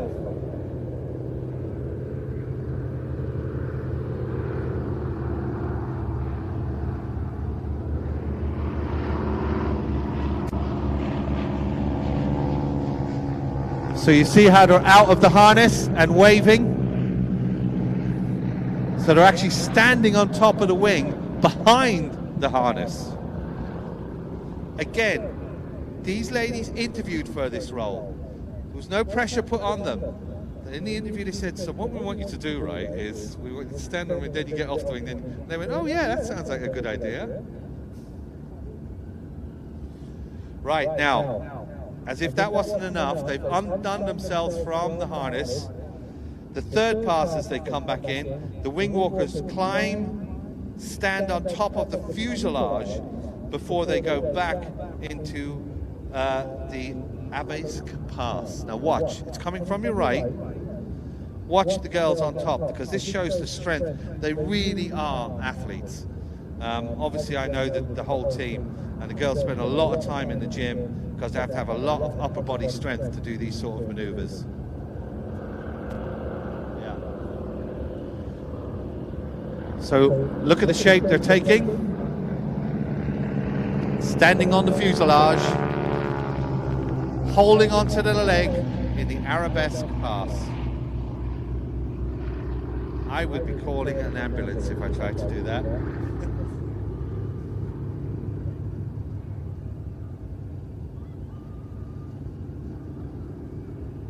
Right, now, this is the last pass coming up. We're going to see the girls waving from the front cockpit as they reposition to depart. So on the front wing is Kirsten Popjoy. She's the lead from Gloucester. This is her 7th year. And as you can see, very, very accomplished at it. And Emma Broadbent is behind her. This is her 4th year of flying it. The pilots, Dave Barrell, as I said, the lead pilot. Dave's been flying this for as long as I've been talking. And Brian Corns is behind him. So give him a wave for the last time. The aerobatics wing walking team. Excellent job. See the girls waving? They can definitely see you. Don't be shy, wave back. Fantastic display, Dave and the team. Thank you very much. And I'm sure we'll see you very, very shortly. Don't forget, they're going to be back tomorrow as well. So if you like what you saw and you want to come back tomorrow and see more of it, then they'll be here. So, ladies and gentlemen, we're coming very shortly to the final routine, but next is the penultimate act. Everybody on Instagram has been saying, when's the Typhoon on? When's the Typhoon on? It's on now, okay? It's coming on very, very shortly. Now, I just want to check my timings. They have a thing in the Air Force they call TOT, time on target, and their TOT is going to be in about 7 minutes. So I'm going to keep an eye out for them. And he's going to come running in very, very shortly. Now, with this lighting, you will definitely see the full afterburn in effect. And I think I told you earlier on, they've applied, actually hang on a minute, let me just check with the air traffic controller guys.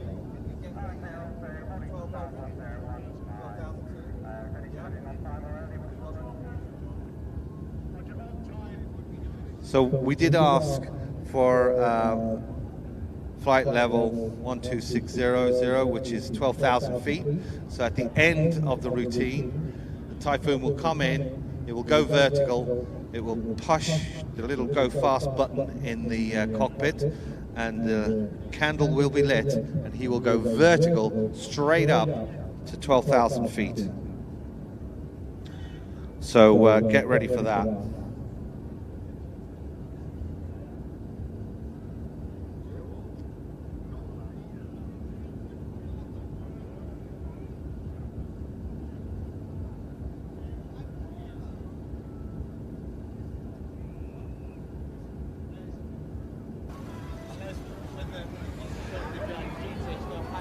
We hope you've enjoyed the show. As I said, don't forget, all of tomorrow we'll be coming back to do this again.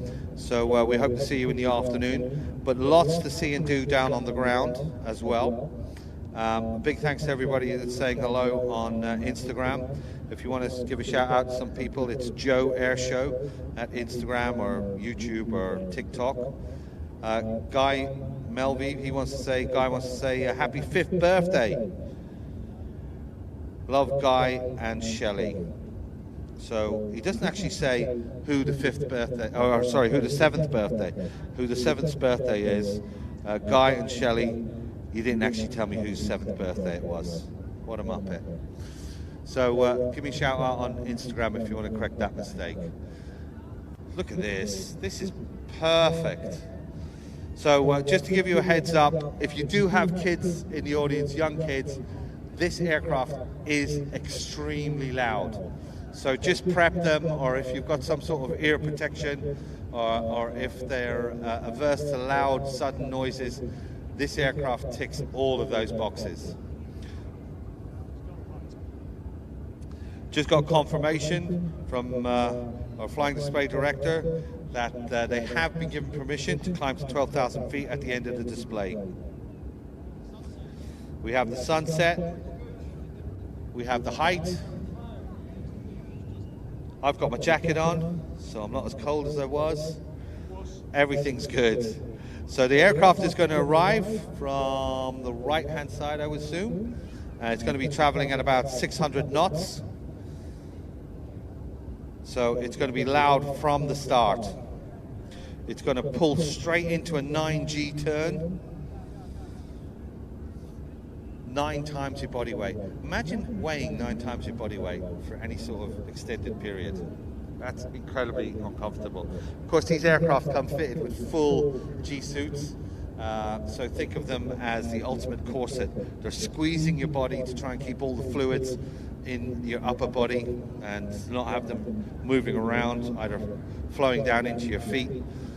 Obviously trying to keep that brain ticking over. And these aircraft, the Typhoon, have a very smart system. They can work out what sort of pressure needs to be applied where. Very sophisticated G-suits. The Typhoon, of course, 4th-and-a-half generation fighter, and also known as the Eurofighter, in service throughout Europe and also in the Middle East now, becoming very popular. This aircraft is going through an upgrade system at the moment. There's a new radar going on called Radar 2, and the word is it's a game changer. This aircraft is now going to be doubled, if not more than double, its radar range. It's going to be up there with the F-35s with regards to interoperability, to being able to communicate on the battlefield with not just other aircraft, but with ground assets as well. And this new Radar 2 system will mean the Typhoon will be operating well into the future. It will work alongside the F-35s. They're using Link 16 communication nodes. So the aircraft has a long and bright future ahead of it with the Royal Air Force. And that's how it was designed originally. It had massive capability for upgrade. Not just physically did it have the space, but when they were writing the software codes for the aircraft, they made sure that it would be very easy to upgrade the aircraft.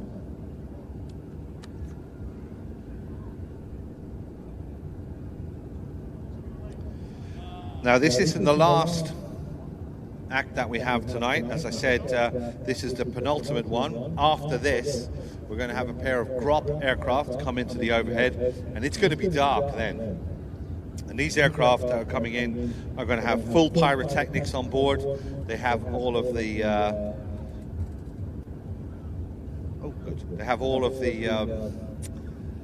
fireworks strapped to them. So the fireworks are sort of, once they pull the trigger, that's it, it's all going to go off. But the LED lights that they have on the aircraft, they're going to stay on all night. So that's a very unique way to finish the show. After that, we'll be back tomorrow. I know that the fun fair is going to continue on. So we're going to still keep you entertained until about 9 o'clock tonight, and then tomorrow come back. There's a lot to see on the ground, so I know flying is going to start a little bit later. Flying is going to start tomorrow around 1 o'clock, I think. I'll have to look up again. But come early, because there's so much to see on the ground that if you just come and want to watch the flying, you'll miss out on so much more.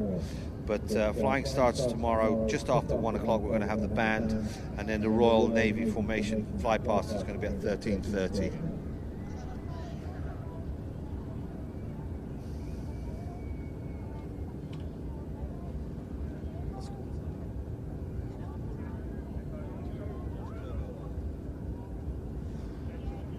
So just heard the Typhoon come on frequency, call sign Turbo 1.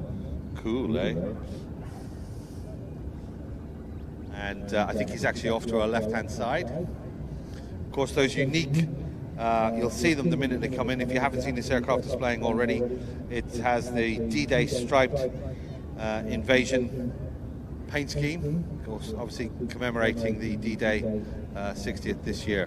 So from your left, you can see the lights on. Ladies and gentlemen, get your eyes to the skies. It's time to bring the noise. Gives me great pleasure to introduce 2024 Royal Air Force Typhoon display.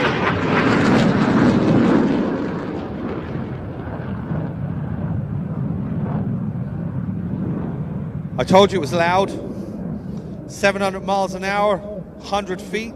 Turbo 1 breaks away from the crowd now and into that 9G turn.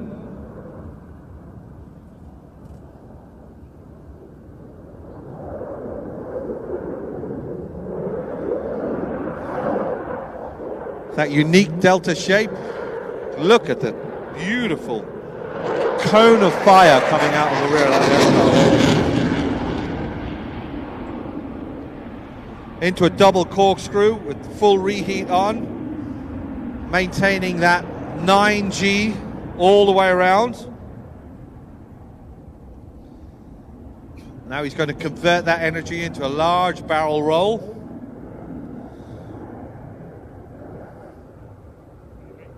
And pitch up. You can see the canards at the front. Crowd center into an on-crowd loop. And as I said, you can see those D-Day markings representing 257 Squadron. A little bit difficult to see in this light though.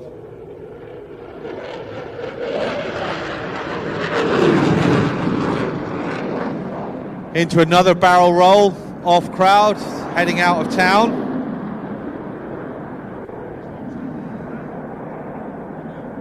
And you can see these high alpha turns.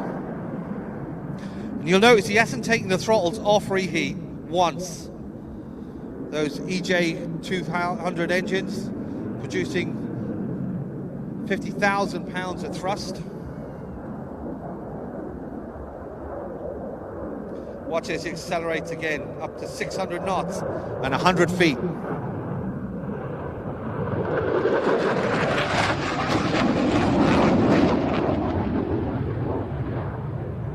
So, finally turn the reheat off. Now watch as he pulls the aircraft around, that full body G-suit, maximum pressure at the moment as he's countering that 9G turn.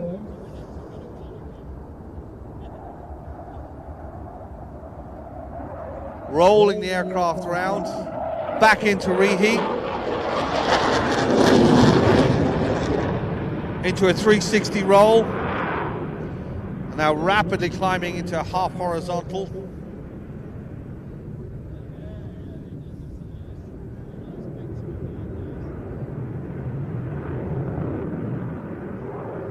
Now watch as he rolls the aircraft down. And then back into 9G in full reheat.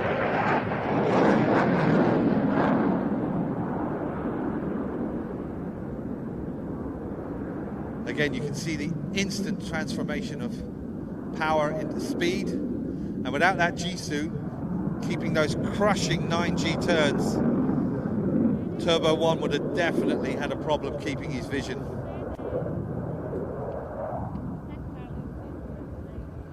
Slow roll.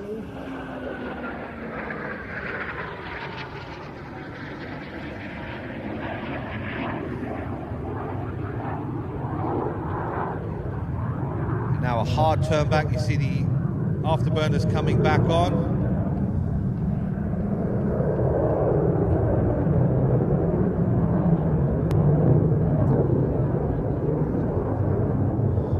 Watch as the aircraft is going to enter into another envelope of flight. Slow barrel roll. And then we're going to get a high alpha pass. So a high alpha, that means high angle of attack. The aircraft's pitching the nose up. If you've got binoculars, look at the canards on the front. You'll see them twitching every couple of seconds. These aircraft have three computers on board that are all talking against each other, so two could outbalance the one, but basically all three agree this is a good speed. I think it was 14,000 per second decisions have been made. So the fly-by-wire system fully kicking in, making sure this is as slow as this aircraft can go without entering into a stall. And with that high alpha attack, you're still generating lift.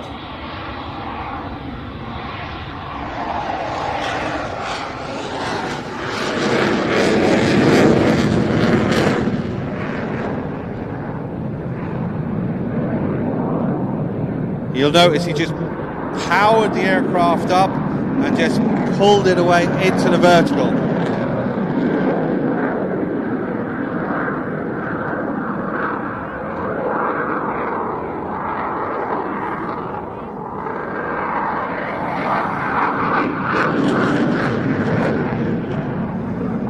Now watch as he rolls the aircraft around.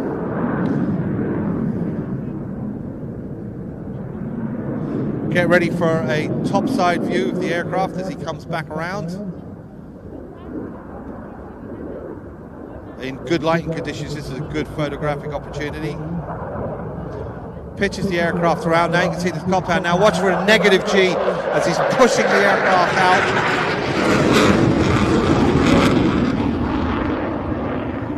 That's a horrible feeling, that negative G again. So instead of the blood rushing down, it's actually coming up into your head. Very, very uncomfortable.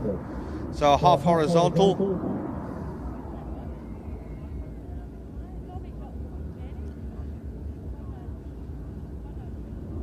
Bring the aircraft back around. And as you can hear, he loves that reheat button. He just can't keep his finger off it.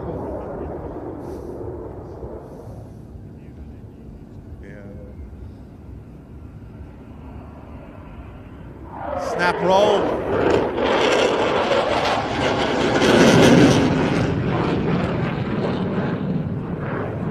Back out on the 45.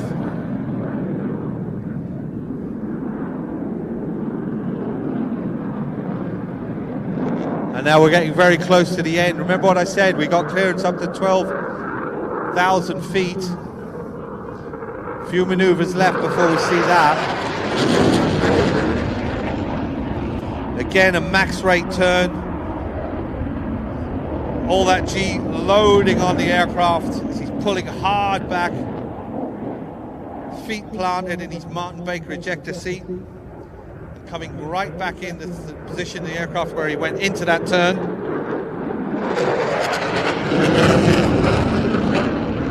Out into a barrel roll.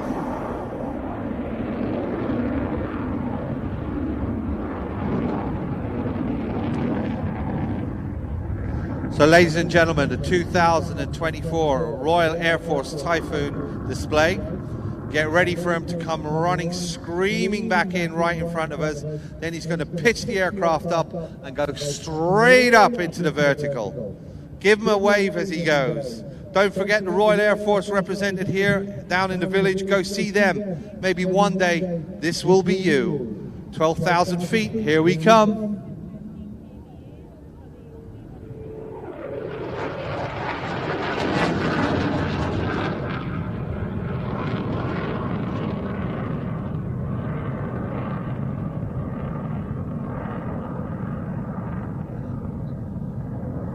Round of applause, ladies and gentlemen. What a fantastic display. Well done. So, now we're coming, unfortunately, to the final display of the evening. And this is a unique act. We're going to have music, and music only, because they've obviously heard me commentating, so they said, just put the music on, Joe. And so we had some music sent over, and we're going to use that. And this is a unique display. As I said, they're modified GROP aircraft.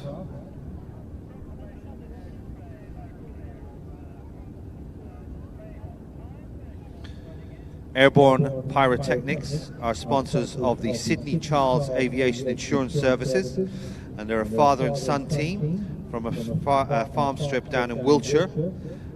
Tim Drews, who's the father, grew up on Duxford airfield, flying model, while his father flew his glider over England during his diamonds. At 16, he started an apprenticeship repairing gliders at Lasham and never really stopped. He's gone solo on a K-13 at Lasham at the age of 16. He repaired a Grob 109 back in '87.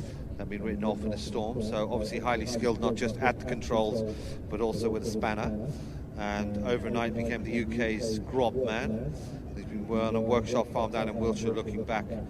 So far he's done 25 Grob motor gliders and 70 gliders plus, from 1-year checks to major repairs. So we're really looking forward to seeing that. That's Tim, and then his father Tom, who's flying today with him, also went solo on his 16th birthday. Tom is over 300 hours in his first year, and very accomplished pilot, not just in the UK. He's flown throughout Europe and as far down as New Zealand. He also builds large drones for military use and flies them on test ranges in the UK and Africa.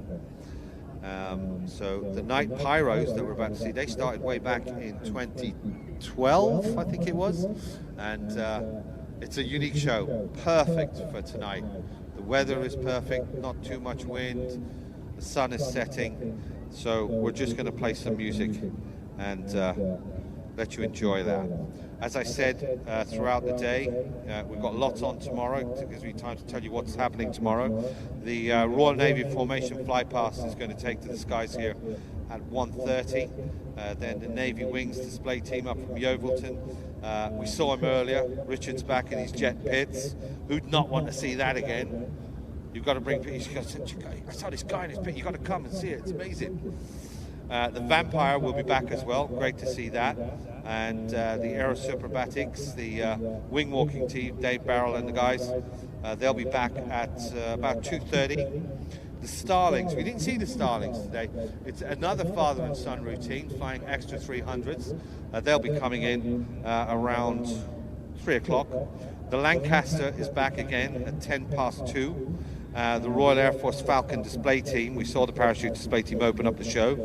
Then the Nat pair, again, classic jets. We haven't seen them tonight, we'll see them tomorrow.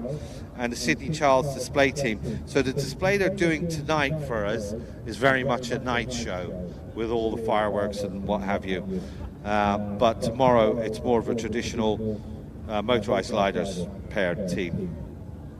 We have our visitors from the Royal Canadian Air Force.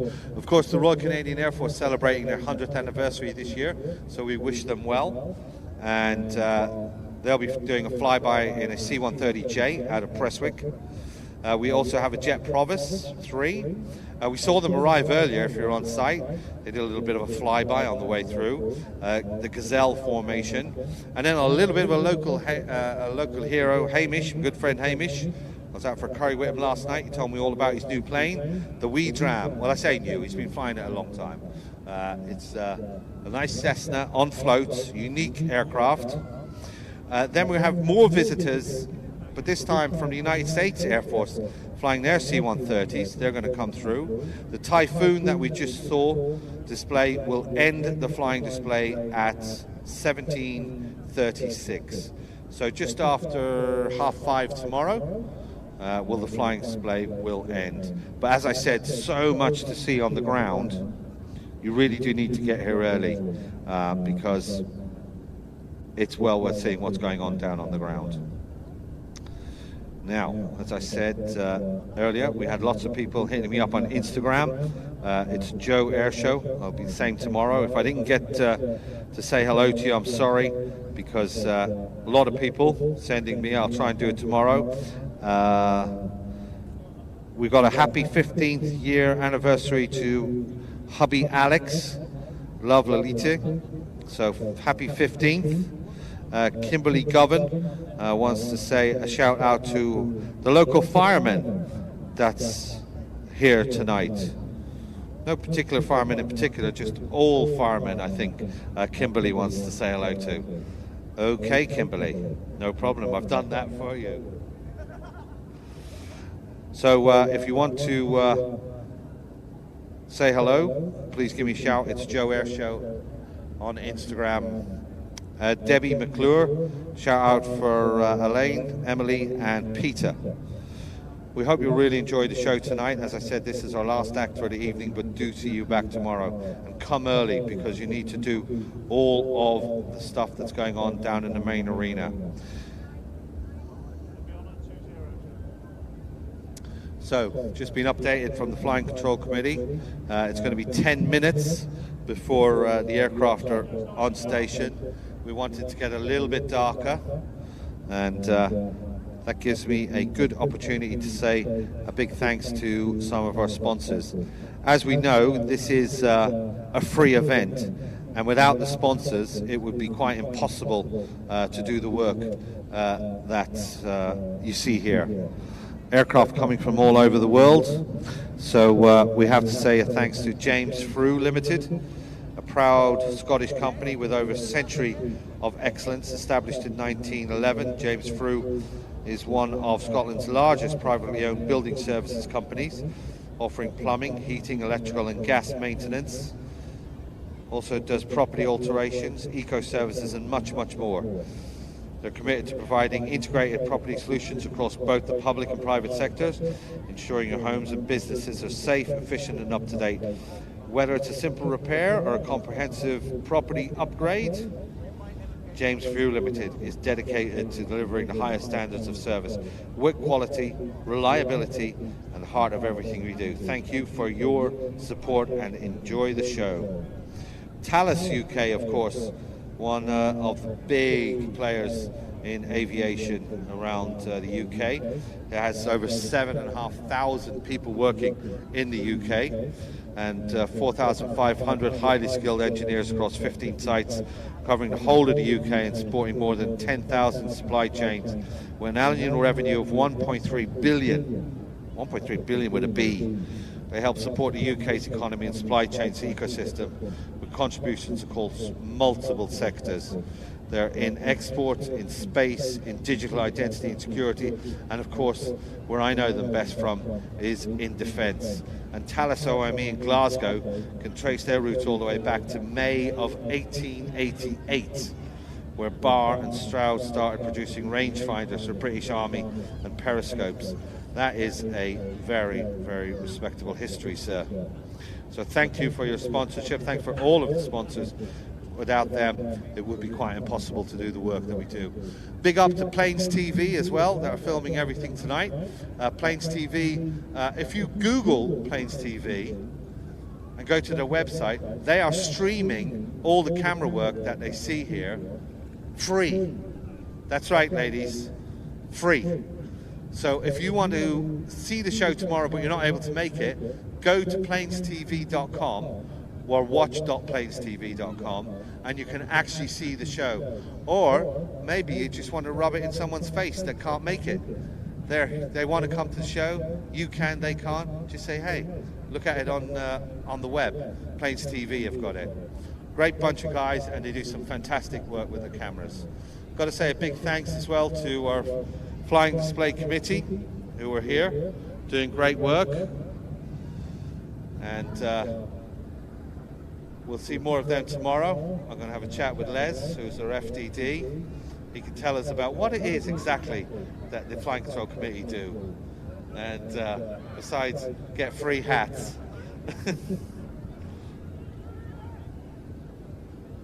I just want to talk with one of the organisers here. So I'm sure I've seen you around. It's Graham. That was it. No, try again, mate. No. Try again. Go on. Tell me who you are and what you do here. Right, so I'm Jeff Coxon, and I'm from the Skylab.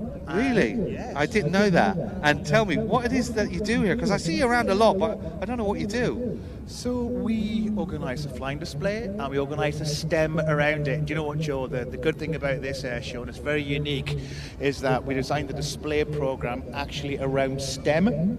Now, I'm taking a mick out of Jeff because me and Jeff been talking. We obviously worked together last year, and I got to say, I know the South Ayrshire Council have a great team they're doing now, but Jeff has been working his little cotton socks off.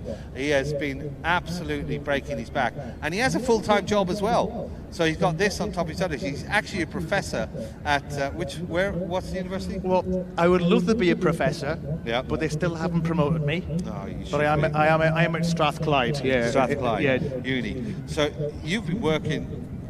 Without you, we wouldn't have got the Canadians. I know that. You've been working those phones, getting some fantastic acts. Unfortunately, we've lost a couple this week due to either mechanical issues or obviously other stuff that we can't do. But still, you've come up with a fantastic flying display, Jeff. Really good program. I mean, I know my programs, and that's a good snapshot of not just one type of flying, but you know, you've got the jet pit special, and then you've got the Typhoon. So it's a broad spectrum of aviation. So I've just got to shake your hand and say, Jeff, doing a great job, mate. Thank you into your fibres in the post, mate. So no, it's been a challenging year this year for a number of reasons, but we went out there and we just had to try and see what we could get, and we just tried hard to get all the paperwork in and push, and it's been a challenging week as well with the weather down south. Yeah, it's strangely enough, we have the beautiful weather up here, but we nearly lost a lot of the planes because it was so bad down south they couldn't get out of their airfields. But thankfully, most of them did today. Yeah, really good. Now, anyway, enough about this year. Tell me what's happening next year. Next year? Do you really want to know? Gosh, well, it's half done already, but obviously I can't say anything. But hopefully the plan is a lot more international. Right. All being well, as long as they don't go off anywhere else, we should have the Reds back. Okay. But maybe another one as well. So we're working really hard. All the paperwork's in. The special thing about this year, well, there's a lot of special things, but we're delighted that we've got the Canadians in their C-130, and we've also got the Americans, and we've got the United States Air Force. And we've worked really hard, both myself and a phenomenal guy from Prestwick Airport, who I won't mention, because I haven't asked him. But we've got a bit of great teamwork to get the United States Air Force a tasked display. That means that you apply to the United States Air Force and you say you want a particular plane, and they say, okay, we want to come to Ayr, we want to go to Scotland. But it takes a year. I mean, obviously I know that. It takes about a year. But Jeff is working on next year's program already for you guys, and it's going to take a year before he can definitely say, yeah, I've got this or I've got that. Well, actually, Joe, to be honest, we've actually got the paperwork in up until 2027. Oh, so we've got the next God. 3 years paperwork in. So Could you do my tax returns, mate? Because Yeah. I am like all over the place on them. don't joke. Don't joke, because we actually have to get our charity's annual return at the end of the month as well. So my accountant is waiting for that to drop. So so I can't do yours as well, mate. Sorry. You're no good to me, Jeff. You're no good to me. All right, well, look, a big thanks to Jeff and all the guys, and also we've got to say a big thanks to South Air Show Council, Yeah. of course. Without them, this would just not be happening. Absolutely. Stephen and his team. I'm not a big fan of saying thank yous because there's so many people that you'd be here all night saying thank yous to. There's so many volunteers as well. Yeah, if you looked at the site on Sunday and Monday when it first went up, we were really concerned that we weren't going to get that. But anyway, I can see 2 grubs. Well, that's my cue, and as I said, the guys with the grubs have their own music, so if you look straight ahead, right out over the beautiful, beautiful water, of course, it's the Airborne Pyrotechnics, sponsored by Sydney Charles Aviation Insurance. Let's sit back, relax, and listen to the music.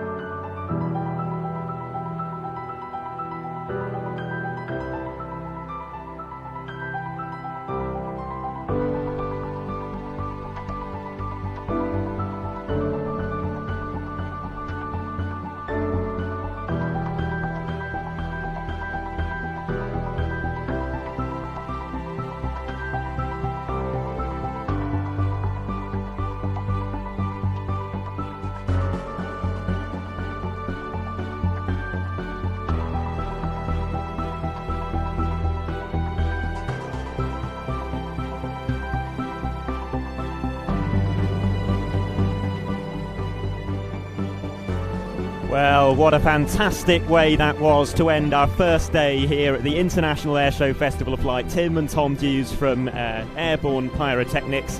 But then before that, we also had the RAF Typhoon FGR4. And well, a full. We did get the wing walkers in the end. I wasn't sure, but we did.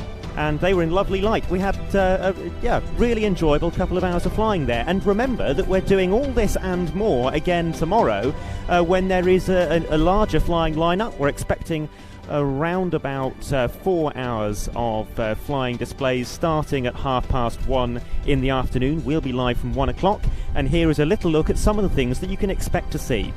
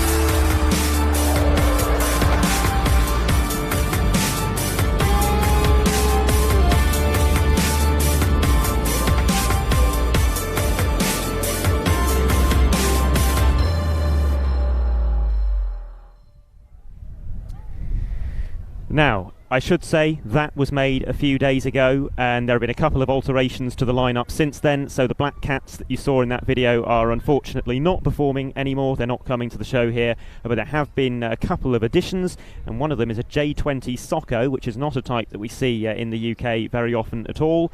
And then another type that we are expecting to see is the C-130J Hercules. Yes, there was a Canadian example in that video, but we are now also expecting to see one from the USAF as well.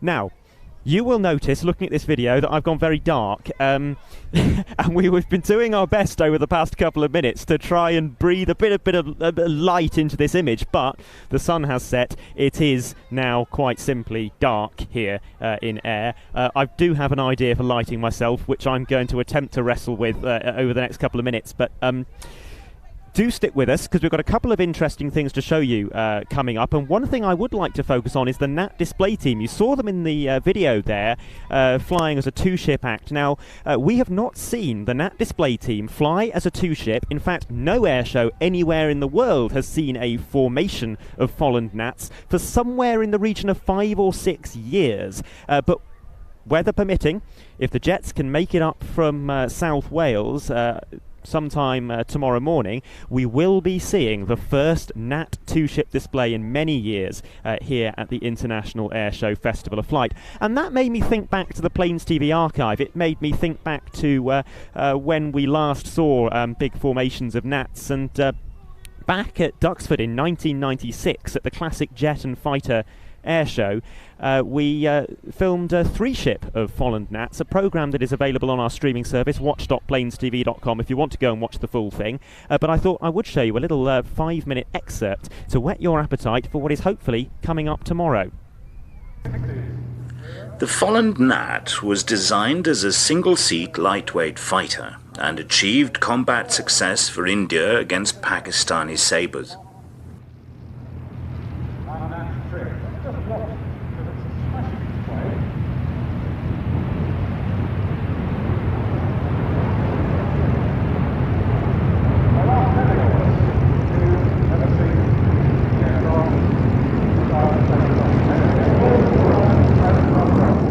The RAF bought the two-seat advanced trainer version, entering service in 1962.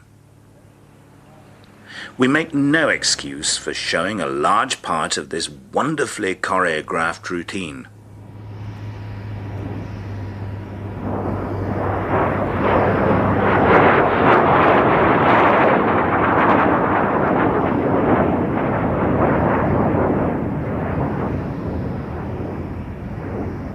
Bob Thompson is flying Intrepid Aviation's yellow aircraft.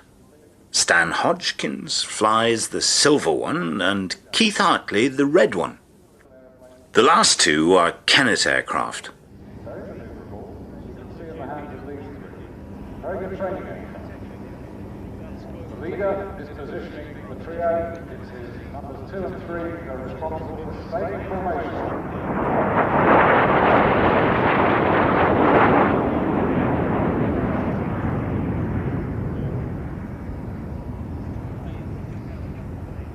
The silver aircraft is marked up as the third prototype, and the others represent aerobatic teams, the Yellow Jacks and the Red Arrows. The Reds retired their Nats in 1980 and have flown the Hawk since. The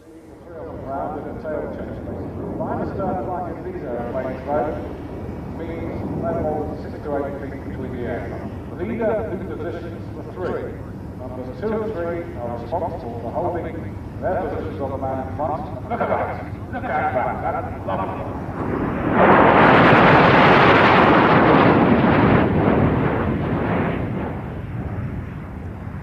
If anybody has got a photograph of that they think is good, please do contact me via the PC. I want to shop that. So, space themselves out of it. Smoke on, go. Silver aircraft, Kennet Aviation, taking it out, red one, another Kennet aircraft.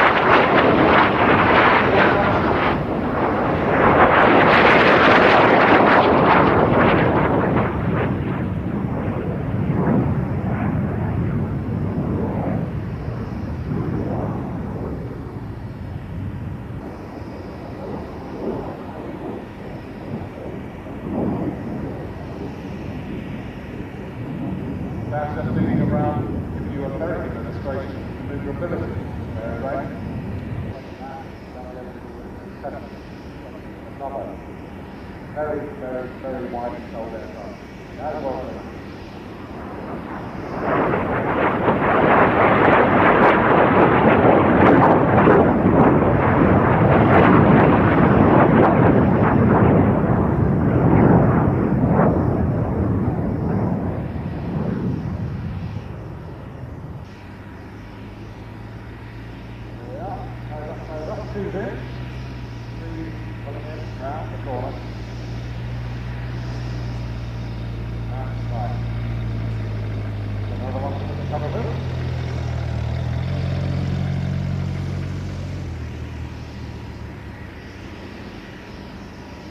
Your last run, run a break from our free column now.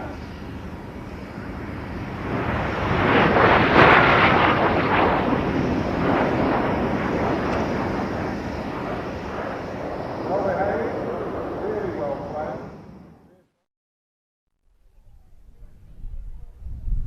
A little clip there from Classic Jet and Fighter Air Show 1996 of the sort of thing that we hope to see tomorrow. I had a brainwave. I thought I could point my phone torch at my face. And now you can see me, and while you can, I should probably introduce the Plains TV team that have been bringing you the broadcast today. Ian has been inside our broadcast trailer just off to my side, and he's been doing the vision mixing. Matt has been up on the roof doing our wide-angle camera. I've been doing the telephoto camera, and I thought I'd also just hop on and say hello to all of you at the end. While I have your attention, there is one other thing about our streaming service that I want to mention, and it's not just that we have archive stuff, as you've just seen, going all the way back into the 90s and even earlier than that, but we have further live broadcasts coming up over the coming weeks as well, and that will include next weekend the Duxford Battle of Britain Air Show, probably one of the absolute highlights of the global air show season as far as warbirds are concerned. Over a dozen Spitfires, a huge number of other First and Second World War types, and one of the real highlights is going to be the Swedish Air Force historic flight Saab B-17. It's the first time we've seen a Saab B-17 in the UK for many, many years, and I think it might be the first time that we at Plains TV have ever filmed one. If you want to watch that, it will be live next Saturday and Sunday exclusively on our streaming service watch.plainstv.com, so head over there to sign up, and here's a look at the sort of thing that you can expect.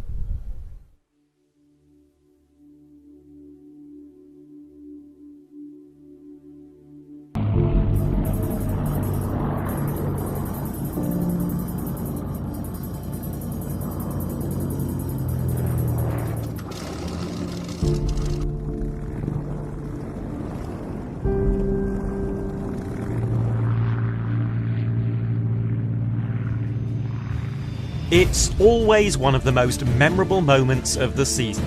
Duxford's Battle of Britain Air Show returns this September, filling the skies of this historic airfield with huge formations of Spitfires.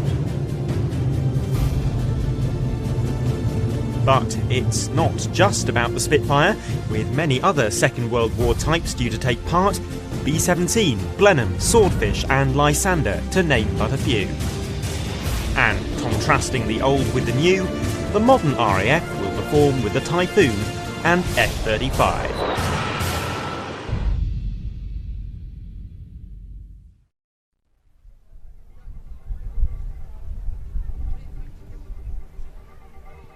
I hope you will join us next weekend from Duxford. Do remember to sign up at watch.plainstv.com in order to get access to that live broadcast. And while you are a member, of course, you will also get access to our back catalogue of somewhere in the region of 100 to 150 titles stretching back to the late 1980s. Here is a little taste of the sort of archive programme that you can expect to find on the streaming service.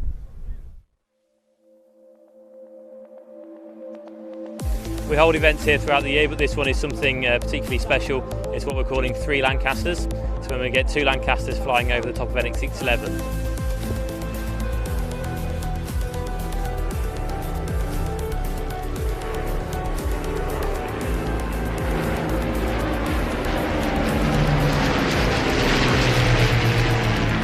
This display was planned, practiced and authorised just for us, and very well received it was too.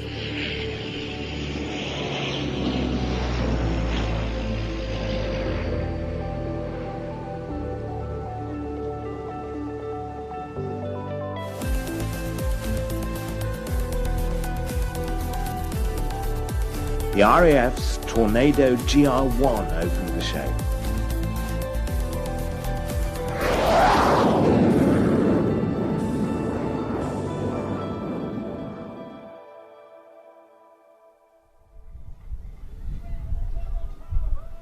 So, given that it is now getting very dark here in Ayr, and we would all quite like to get packed up and maybe eat some dinner, I think we'll say farewell. But join us again tomorrow, and then join us the weekend after from Duxford. Until then, from all of us at the Plains TV team here at the International Ayr Show Festival of Flight, thanks for choosing to spend your evening with us, and goodbye for now.